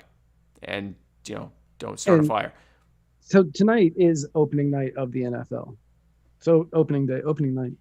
Okay. The Chiefs. I'm not sure who they're playing. Okay. But this, I know for the first week. I don't know about it for the entire season or not. The NFL is going massively social justice. They're going to have like Black Lives Matter plastered everywhere in one end zone and the other end zone as opposed to the teams. On the helmets, you get to choose between different BLM slogans or people who were murdered by police. And most of the NFL's base doesn't like this at all. And they are saying they aren't going to watch. Okay. And this could, it's not going to kill the NFL. It's not going to kill the NFL, but they may be negatively affected. And that's fine. If a large group of people say we don't, it's actually a perfect example of what we're talking about. You don't want to watch it? Don't watch it. Don't watch it. Don't watch it. Don't watch it. Years ago, when Barack Obama was running 2008, right? Yeah, 2008. He had a 45-minute spot on ABC. And many of my friends at the time were all on the bandwagon for McCain. I voted Libertarian that year for Bob Barr, which was like voting for McCain, but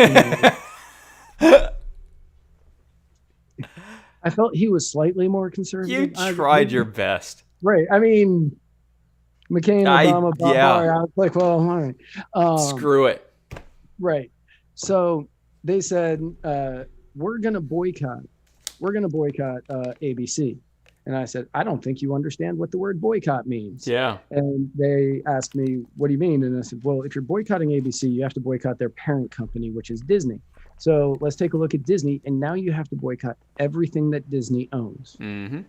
And I found a list of every company that Disney owned, and I shared it. And I said, no more ESPN, no more ESPN2, no more Disney, no more Pixar, no more ABC, no more Touchstone, no more Miramax, because they were still owned by them at the time. No more. And I just went through everything. And I said, you can't watch any of this. Good luck. And they said, and then they responded with, well, we meant, let's just not watch it. Said, okay. That's not a boycott. That's just not a boycott. It. That's just not watching it. That's fine. You can do that. But that's not a boycott. Yeah.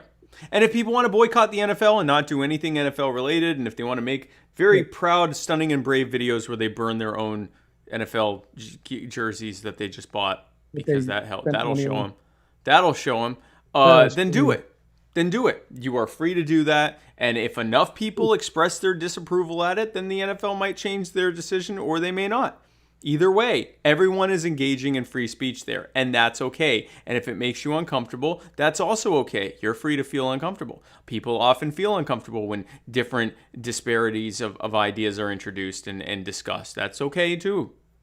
These are all fine. No one is entitled to make you feel comfortable about your opinions. And this is what we've been conditioned since we were little kids to believe. That, it's why people go, you shouldn't talk politics or religion. Why? It was that kind of thinking that got us to where we are today. Exactly, because a bunch of people only talked in their echo chambers, and their opinions got more and more incestuous and inbred, and then they go share it with the rest of the people, and the rest of the people who also were keeping their opinions incestuous and inbred would then share their opinion, and now everyone hated each other instead of talking it out. Especially because at that point, it was no longer an opinion. Now it was a belief system. Yeah, it was a belief system. Then it became a warring religion kind of thing. And we continued to do that. Even with the internet, you see it. People in we'll use our group as an example here. Yeah. People in the Muddied Waters group, we all have the same mindset for the most part. Generally, for the most part.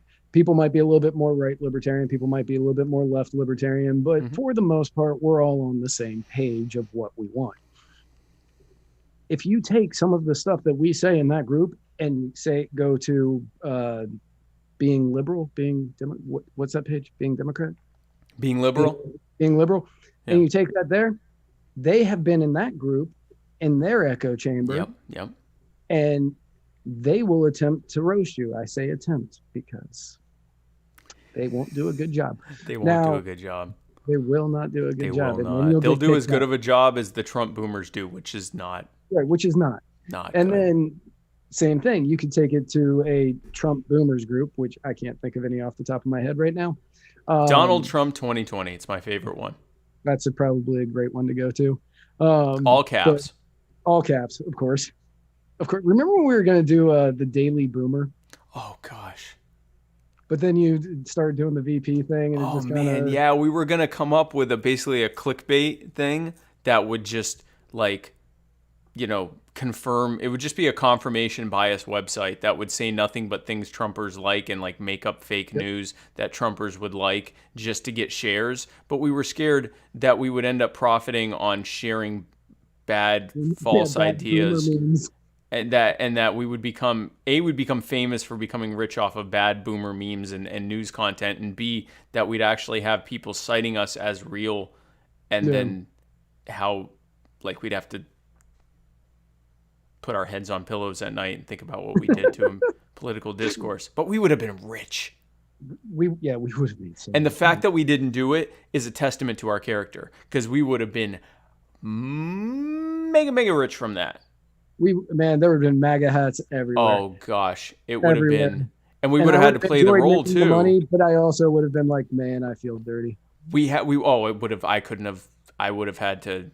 There's no way I could have lived with myself with that. And we would have had to play the role too. We'd have to go out with the MAGA hats on and be like, yeah, suck it, liberals. You mad yet? Are you crying? We would have had to do the whole thing.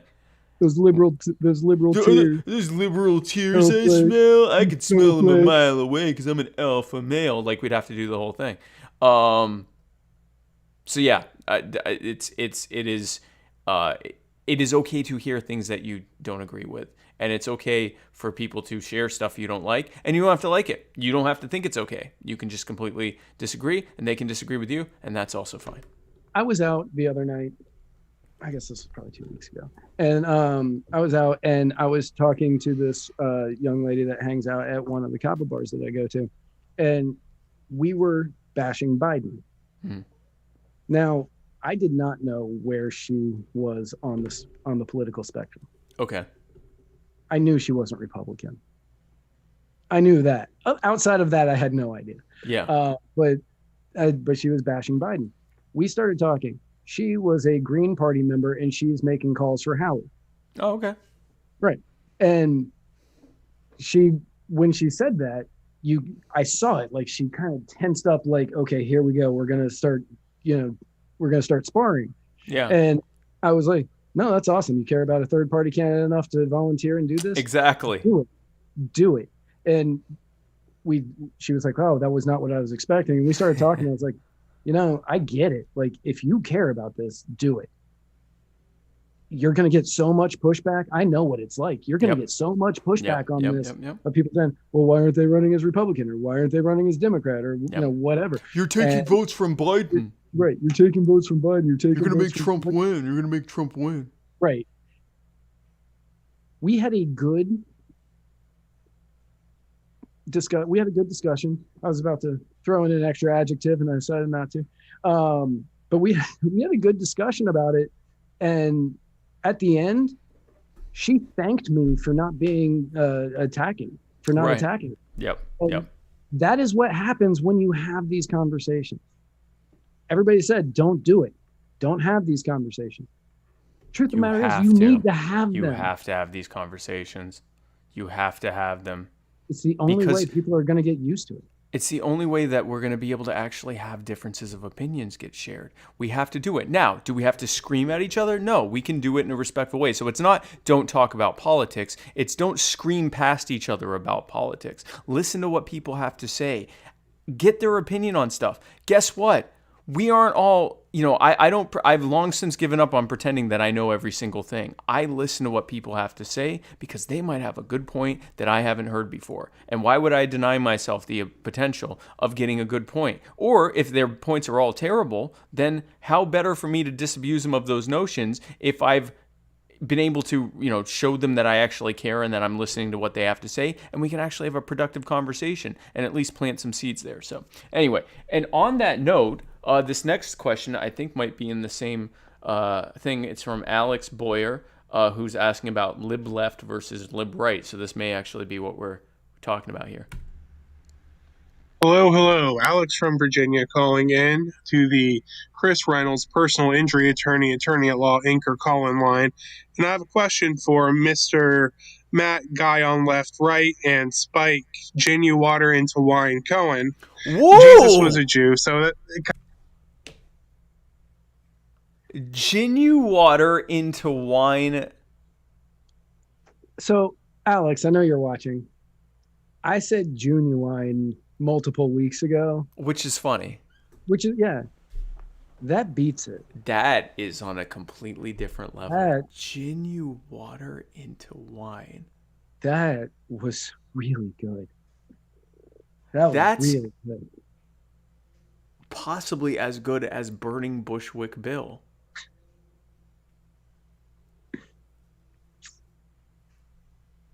Yeah, no, that one was good. That's good. That was good. That was good. Anyway, I'm sorry. Here's your question. More of the Christian as opposed to the Jewish thing, but whatever. Like, I'm not going to knock him on it. Jesus was Jewish, though. Jesus what? Jesus what? He even said at the end there. I don't know if you heard it, but he said at the end there. Yeah. So that it kind of works. Jesus was a Jew, so that it kind of works. It kind of works. It is because he was. It kind of works. Capitalist. I listen to what they have to say, and I empathize with their concerns, and I recognize, most importantly, that we agree on almost everything. The breakdowns that we have, where we disagree, are important things, but when you remove the coercive nature of the state, when you remove government force, we're no longer talking about systems that we're going to impose on each other. We're talking about what we would prefer our voluntary societies to look like. In a libertarian society, absent government coercion, so either there's no government or there's just a minimal government that's only serving to protect the lives and rights and properties of the people, in that kind of situation, you can have a voluntary commune over here. We can have voluntary, and when I say over here, it doesn't even have to be in a physical location. You can choose, with the internet, you can do things, we have online communities now. You can have a community across the spectrum, across the board in all different geographies that is engaging in voluntary collectivization of the people and the property and the assets that they are choosing to collectivize. You are free to do that. I and others are free to do something else entirely. We're free to change our minds. I might decide your way works better, or I may decide to participate in your thing in certain ways and not participate in other ways, and you may choose the same thing. We may find that there's a completely different economic model that's going to be so much more innovative than anything we can even think of now once we're no longer at each other's throats. Here's where the fighting comes in. Number one, and I see this time and time again, We are bringing in our old statist baggage on the left and the right. We come into this movement. We recognize that state force is bad. We recognize that we want to work towards a libertarian future, but we are still consuming primarily left-leaning or primarily right-leaning media, which leads us to have bad presuppositions and bad prejudices about people on the other side, because that media is crafted to make people on the left hate people on the right, and to make people on the right hate people on the left, and to make people in the center hate everybody. And this is what we have. So now you come in and you're still consuming primarily left-leaning media or primarily right-leaning media. You are listening to right-leaning agitators or left-leaning agitators who are looking at the worst examples of behavior from people on the other side and saying, look at these right-wingers and how terrible they are. And then the people on the right go, look at these left-wingers and how terrible they are. And they're giving specific anecdotal examples of people being jerks.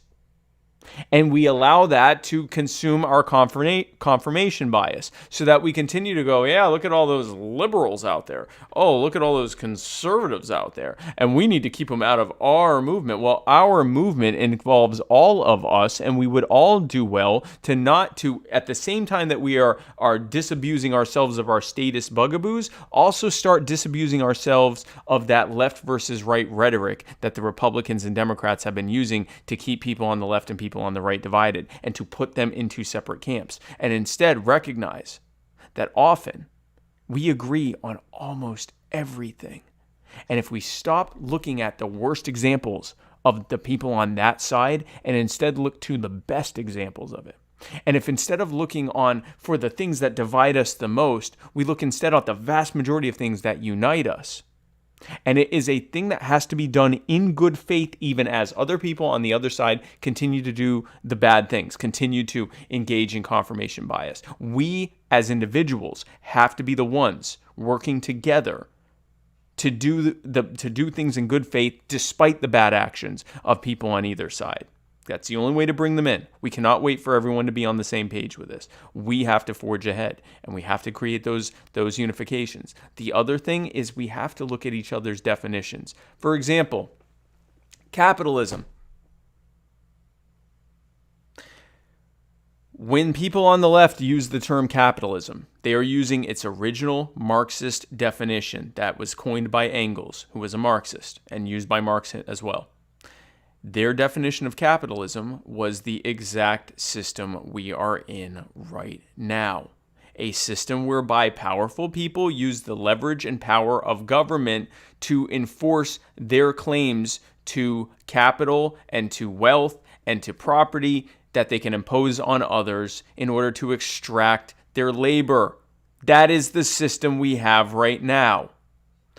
When we as anarcho-capitalists and libertarian capitalists talk about capitalism, we are talking about a repurposed term that we have used to describe a system whereby all of those infringing and tyrannical policies are removed, and the power and the money and the wealth is given back and decentralized into the people, and all of those coercive entities are removed, and now we are choosing in a market and a people set free to cooperate and to associate and disassociate with each other as we wish, using currency and capital as the medium for exchange. We are not talking about the same thing. So when I hear someone on the left say, the problem is capitalism, I go, yeah, the problem is this system. When I hear someone on the right go, capitalism would fix this, I go, yeah, setting people in markets free would fix this, because I know the definitions they're using. And in order to do that, we have to look at people in good faith and ask them what their terms mean to them, and research what their terms mean to them, because we are often using different terms to describe the same things, and the same things to describe different things, same terms to describe different things. So those two things, disagreements on terminology, and us, still using the left-right media narrative to form our opinions about others.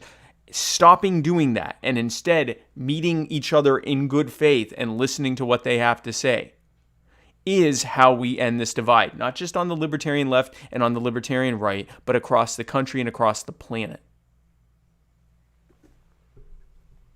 for anybody who lost us there, that was a problem with our streaming software. We dropped out, but you should be back. I think Did they everybody's lose back. us? Because I don't see Yeah, any dropped frames. it wasn't dropped frames. It was restream disconnected us from all four and then immediately reconnected us. Yeah.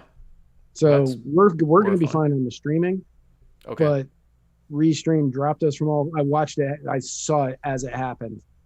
But as so, if Okay. anybody out there is still having issues, if you can hear us, don't know how you would, refresh and we should be there. Okay. All right. Well, it looks like it's back. Yeah. So here is this last question from Miles Jomay Walsh. I think I'm saying his middle name correctly. Hello, Spike and Matt. I have 3 questions for you. Many libertarian and liberty-leaning conservatives say that they wouldn't vote for Jorgensen, instead vote for Trump, because although they don't like him, he is the last bastion against Joe Biden's socialism. They say that he's a puppet of the left. There is some truth to this, as his policies have gone more left in order to appease progressives. Why should they vote for Jorgensen instead of Trump, even though they think he's the last barrier against socialism? Also, who do you think would win a no-weapons death match between Biden, Jorgensen, and Trump? I also asked the same questions for you, Spike, Pence, and Kamala. 3 enter. Only 1 leaves each match. Thanks for taking my message. From Miles. Was Miles the one that asked about the soup? No. Oh gosh, yeah. I think it was. I Yeah. think he was the one. So Miles, that's a great question. I'll let you start with this one. So for anybody, Miles, for anybody who's out there who's saying Trump is the last great bastion, Last against bastion. point to him that spending under Trump grew $984 billion before the coronavirus. That was more than Barack Obama in his last fiscal year. And the government was on course in 2020 to cough up $4.79 trillion dollars, 2.98 of it going toward Social Security, Medicare, Medicaid, et cetera, 1.44 trillion to discretionary, and 380 billion in interest. Trump is not the last great bastion against socialism. If anything, he is just the next step towards it. Yep. And he may get us there slightly slower, but at the way everything's looking now, no, he's getting us there just as quickly. Yeah, just as quickly, if not quicker. And what people say is, well, yeah, but Joe Biden will be worse. Yes, he will. Donald Trump's second term will also be worse. And whoever comes after him, whatever Republican comes after him, will be worse with each term. Because every single election cycle that the American people throw their vote away for Republicans, it will get worse and worse and worse and worse. The abuse will continue until morale improves, or you stop throwing your vote away and vote Libertarian or Green Party or Constitution Party or whatever. Vote to end this system, this Republican duopoly system, whereby the same group of people pretend to have 2 sides and keep everyone at war with each other to distract from the fact that they're all working together to screw you over. Now, who would win in a battle between Joe Jorgensen, Joe Biden, and Donald Trump? Joe Biden. No weapons battle. No weapons battle. Joe Biden is crumbling in front of our eyes. Right. Donald Trump apparently is increasingly crumbling in front of our eyes. The most recent health report that we have from him is that he has all of the major health problems, heart disease and high cholesterol and obesity and everything that is very common in people in their 70s. He is morbidly obese. And I don't think his heart rate's very good. He seemed to have a difficult time going down a ramp or stairs, but he claims that it was slippery. I don't know. I know that they are 2 very old men who are kind of falling apart in front of us, which, I mean, let's be clear, people in their mid to late 70s often begin to decline. Jo Jorgensen, she's in her 60s. She just played a hockey game in Alaska. She just played a pickup hockey game in Alaska, and she's like 6'1". Yeah, she's tall. She's a tall woman, and she played a game of hockey I take Joe Jorgensen. I go with Joe. I think Joe will whoop both of them because she's younger. She's in better shape. She's not a small person. And I think the two of them are crumbling. I don't think it would have to be much of a fight. I think they'd fall over. I can't give that to Joe. Really? I think, yeah. I mean, and not because if it was a fair fight, yeah, but Trump will cheat. Biden will forget where he is. So Biden's going to be out. But Trump will figure out a way to cheat.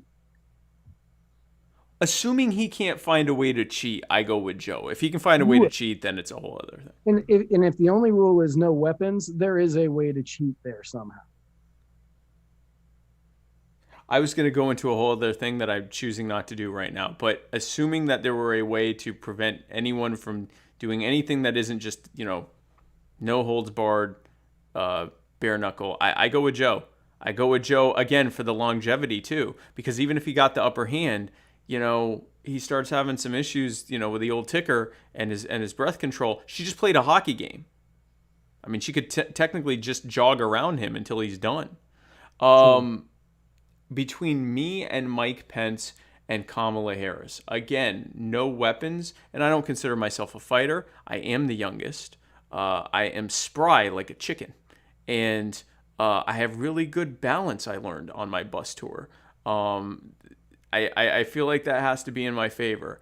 I really don't favor hitting people or fighting people unless it's in defense. I certainly don't favor proposing beating up people that have Secret Service protection. So there's that as well. I'm not gonna lie, Kamala Harris would whoop you. You really think so? I really think she would. See, now I feel like we have to do a celebrity boxing charity tournament just to prove you wrong. I really think that she would take you in a fight. I think that she would quickly go to her knees and just take you down. Really? Hey,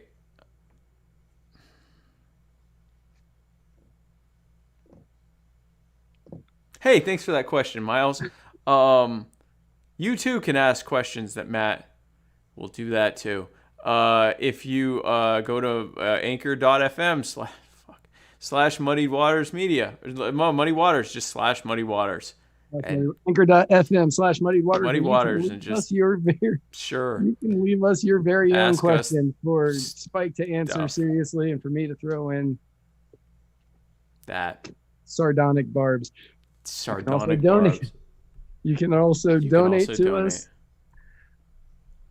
So, you can also donate to us there, and you can also donate to us on YouTube and Float. So our final segment, is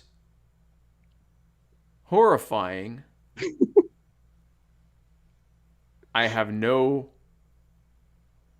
pithy, witty comment. This is horrifying. Just tell them about it, Matt. So Pasco County, Florida, which is that way, just a little bit up north, not far, like literally the next county up from me. There is a program which launched in 2011 that was touted as having the ability to stop crime before it started. Many of you might remember the movie Minority Report. I've seen this movie before. Yeah, doesn't end well. We aren't there with that yet, but we're getting there. What this system actually is they take repeat offenders and then they harass the ever-living crap out of them after they have been released, and once they're off of probation, doing random checkups, coming in the middle of the night to make sure that they aren't doing anything illegal. So guilty until presumed innocent, basically. Right. Even when they haven't done right. Even when it's not they're being arrested for a crime, they're just checking to see if a crime is being committed by these people. The sheriff's office generates lists of people it considers likely to break the law based on arrest histories, unspecified intelligence, and arbitrary decisions by police analysts who are civilian police analysts. Hey, I wonder who that disproportionately affects. Actually, no. Really? No. Okay. Yeah. Yeah. I was thinking that when I was reading the article. No, it doesn't. It's pretty even across the board. Okay. So at least there's that. At least it's not racist. At least it's not racist. So the deputies will go out and interrogate anyone whose name appears, often without probable cause, a search warrant, or evidence of a specific crime. Mm-hmm. Now, according to the Tampa Bay Times, which the link for that should be in the notes down there, they swarm homes in the middle of the night, waking families and embarrassing people in front of their neighbors. They write tickets for missing mailbox numbers and overgrown grass, saddling residents with court dates and fines. They come again and again, making arrests for any reason that they can. One of the former deputies for Pasco described it as like this: make their lives miserable until they move or sue. So it's a system of state harassment of people who have served their time and done their time for various crimes. Since 2011, 1,000 people have been locked up because of this. 1 in 10 under the age of 18. Oh, good. So it's targeting minors. Good. It is targeting minors. One of the teenage targets, his mother got a $2,500 fine because she had 5 chickens in her backyard, as opposed to the 4, I believe, you're allowed to have in Pasco. They arrested another target's father after peering through a window in his house and noticing a 17-year-old friend of his son smoking a cigarette. Deputies feed this information into the system, not just on the people that they target, but everybody at the house at the time. Yeah. So this is systemic criminalization of entire communities of people for the stupidest of things, but it's now a criminal record. It's now on your record. Makes your life harder. There's one, I think I put it in the notes later, but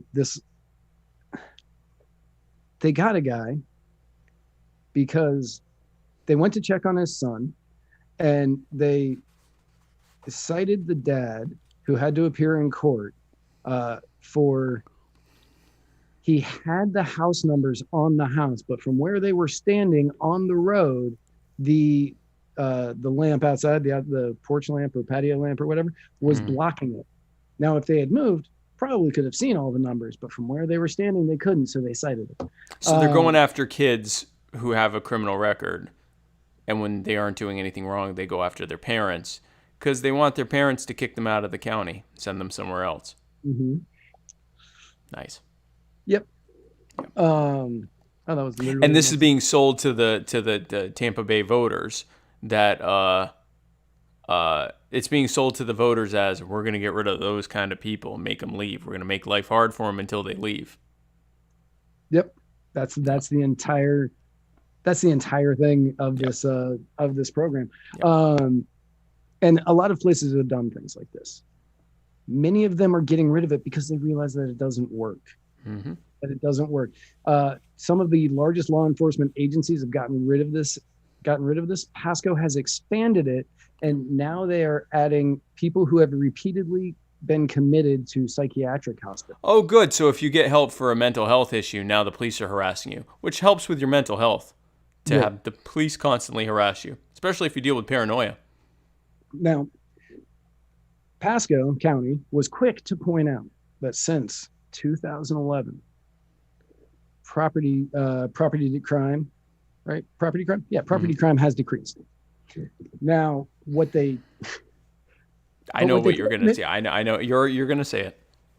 But the numbers coincided with other jurisdictions of the same size in the area. Because property crimes have been steadily dropping since 2011. What they also failed to mention was that violent crimes were on a rise in Pasco County where they weren't in other areas. Because the police are being made to focus on little piddly garbage and give people a hard time instead of, protecting people against murder and rape and kidnapping. Now, that's all. There was a story of a guy named Matthew who I obviously took to immediately. But The department has been defending the program ever since its inception. Matthew, when he was 15 years old, he got into some trouble. He got arrested a couple of times. He went through some program. It was like a rehabilitation program, not rehab, but some sort of rehabilitation program. Got out, started working at his church, was doing a whole bunch of stuff to make his life better, get on the right track, but he kept getting checked on. Police kept showing up to his house because he wasn't taken out of that list. So they kept coming to his house, making sure that whatever he was doing was legal, blah, blah, blah. He went to his, I want to make sure that Department of Juvenile Justice.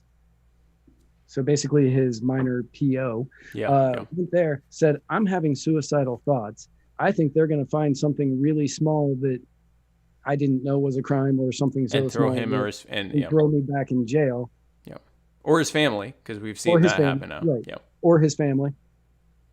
The police had access to this, knew that part, still kept going back, saying he was a repeat offender, even though he hadn't offended at this point in 2 or 3 years.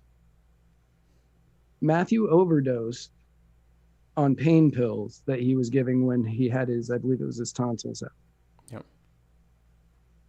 The police said it would be irresponsible to blame Matthew's death on its program. It said the program is based on crime data alone and Matthew qualified. Which is no different. That doesn't mean they're not responsible. They're just, you'll notice what they said there. We're not responsible. What we did followed our orders. Okay. That doesn't mean you're not responsible. It means that you did what you were ordered to do. Right. You could still be responsible. This is similar to the people that responded to the Breonna Taylor killing. Well, those officers were just doing their job. Yeah, that's the problem. They shouldn't have done that. And the program needs to end. But at the same time, if you are ordered to break into someone's house, maybe don't do it. Maybe don't do it. If you are ordered to break into someone's house unannounced, wearing plain clothes, don't do that. Maybe just don't. Just I don't know how many don't do that. people out here have seen the movie A Few Good Men. Great movie, love it. Jack Nicholson is electrifying in that movie. Yes. Just fantastic. In it, I'm going to spoil the crap out of it for you too, because I have to, in order to make my point. In it, two Marines are charged with the crime of killing a guy named Santiago. And the question is whether or not Jack Nicholson ordered the code red, which Santiago wasn't falling in line. So did Jack Nicholson say, okay, I need you to kill this guy in order, because he's just never going to be there. That's what the whole movie is about. Jack Nicholson gives an electrifying speech at the end that's so good. I have it memorized to this day. I'm not going to do it, but yeah, we don't need a copyright strike, Matt. I don't think I can get a copyright strike on them. We aren't showing it, so it's fine. That's true. If I just do it, it's okay. Okay. But at the end of the movie, the two Marines are still found guilty because they should have said no to the order. They should have known better, is sort of the entire thing. And that is what all of these police should be doing. They should know better. They should know that no-knock raids are dangerous and cost too many lives. They should know that this program in Pasco is terrifying, and that they are now harassing people who, many of whom are attempting to get their lives back on track. Yep. And you are creating criminals by doing it. You are creating criminals, you're making their lives harder, and you are citing them for things that every one of us does every single day, like having a porch light that you might be standing at an angle where you don't see the wording behind it. That was one of the things that someone got in trouble for. Here is what you can do if you so choose.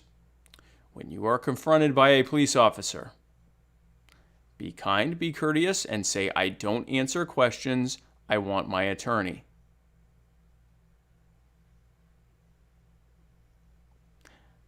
Hi, officer. I'm doing great. I don't answer questions. In fact, you don't even have to say I'm doing great. Hi, officer. I don't answer questions. I would like to speak with my attorney. If they tell you that they have a warrant, I would like to speak to my attorney. I guess the only thing that you could say otherwise is if they're trying to come to your home without a warrant, say, do you have a warrant? Come back with a warrant. Or don't come back. You could just say, don't come back without a warrant. If they say anything else, say, don't come back without a warrant. If they ask you questions, say, I don't answer questions. Don't come back without a warrant. If they have a warrant, or if they're pulling you over, or if you're out in public, I don't answer questions. I would like to speak with my attorney.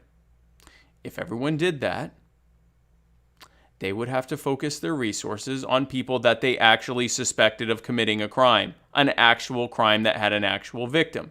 If every single person did that, they would not be able to go around harassing people because they'd have no ammunition with which to do it. You don't have a warrant. Get off my property. You do not have a warrant. I'm in public or I'm being pulled over. I do not have answers to your questions. I would like to speak with an attorney.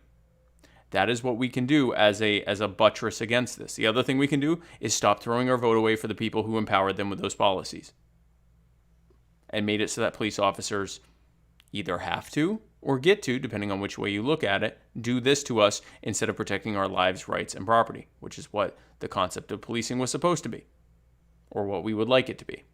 You can advocate for community-based policing. You can advocate for police officers not responding to things that are not a direct threat to people, and instead having healthcare professionals or first responders, or even no one. Because if someone calls 911 and says someone's grass is overgrown, maybe no one has to come out because it's grass.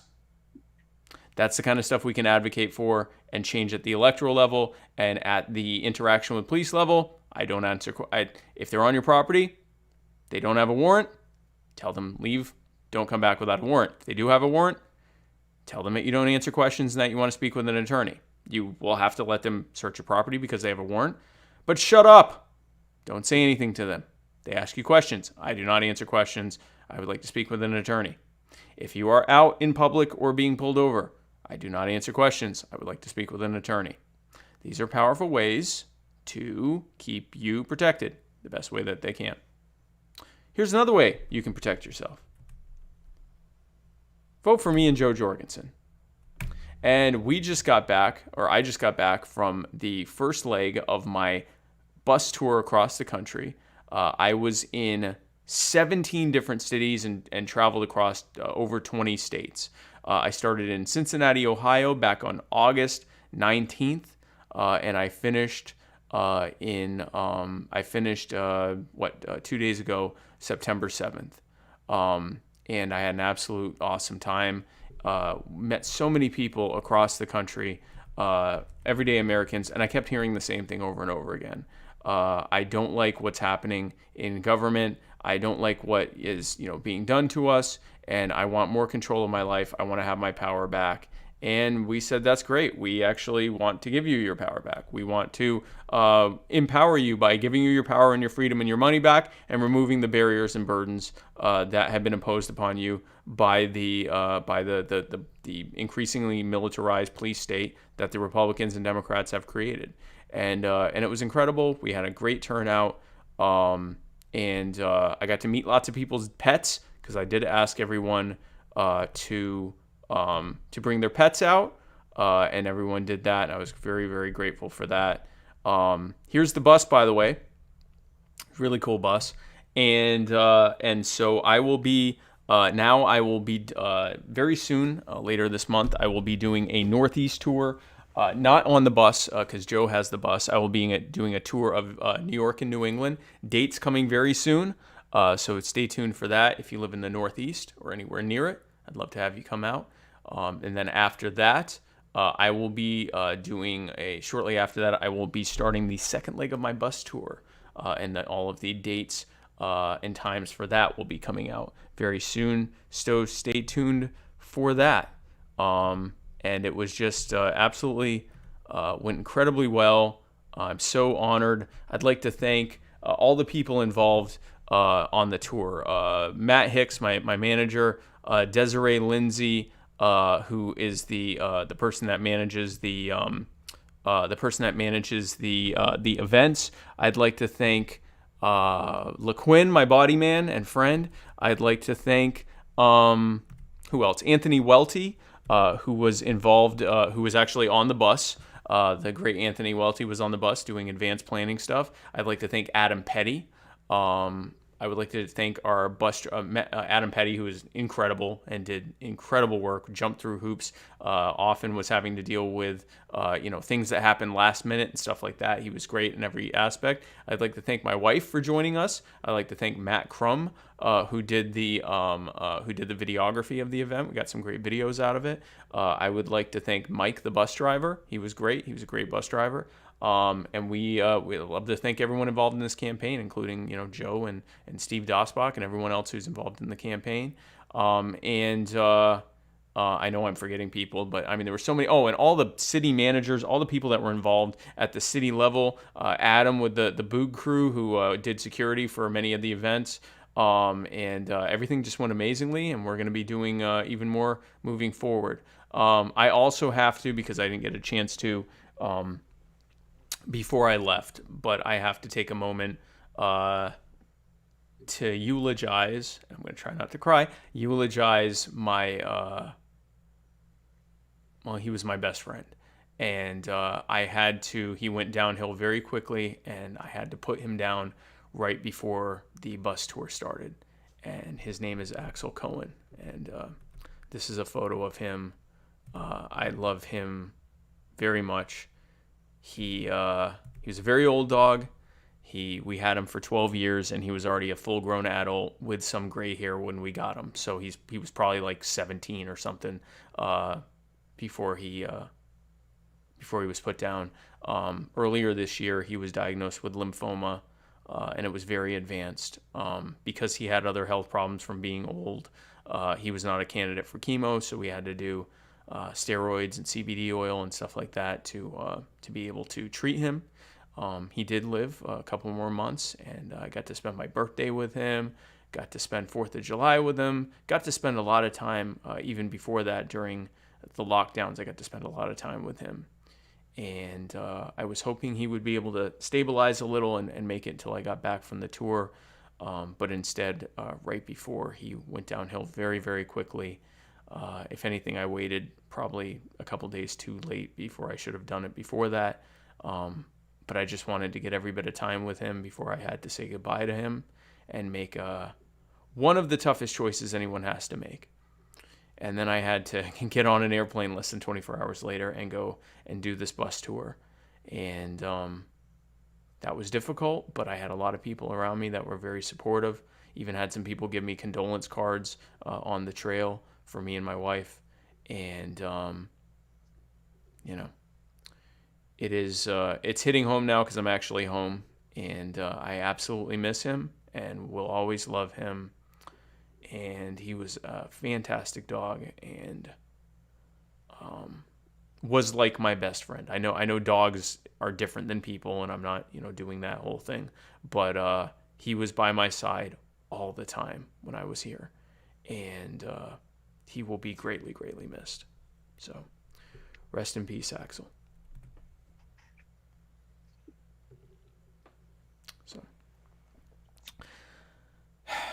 So there's not a good segue to that. So I don't envy you trying to find one, Matt. But I was like, I have no idea what. There's nothing. Yeah, speaking of dead dogs or whatever. Yeah, there's nothing you can do from that. But so we will be returning to our regular Tuesday night schedule next week. So you'll be seeing our smiling faces next Tuesday. I believe over this weekend we'll be having some tour dates coming up so that you'll know where I'll be and where you can meet me in the next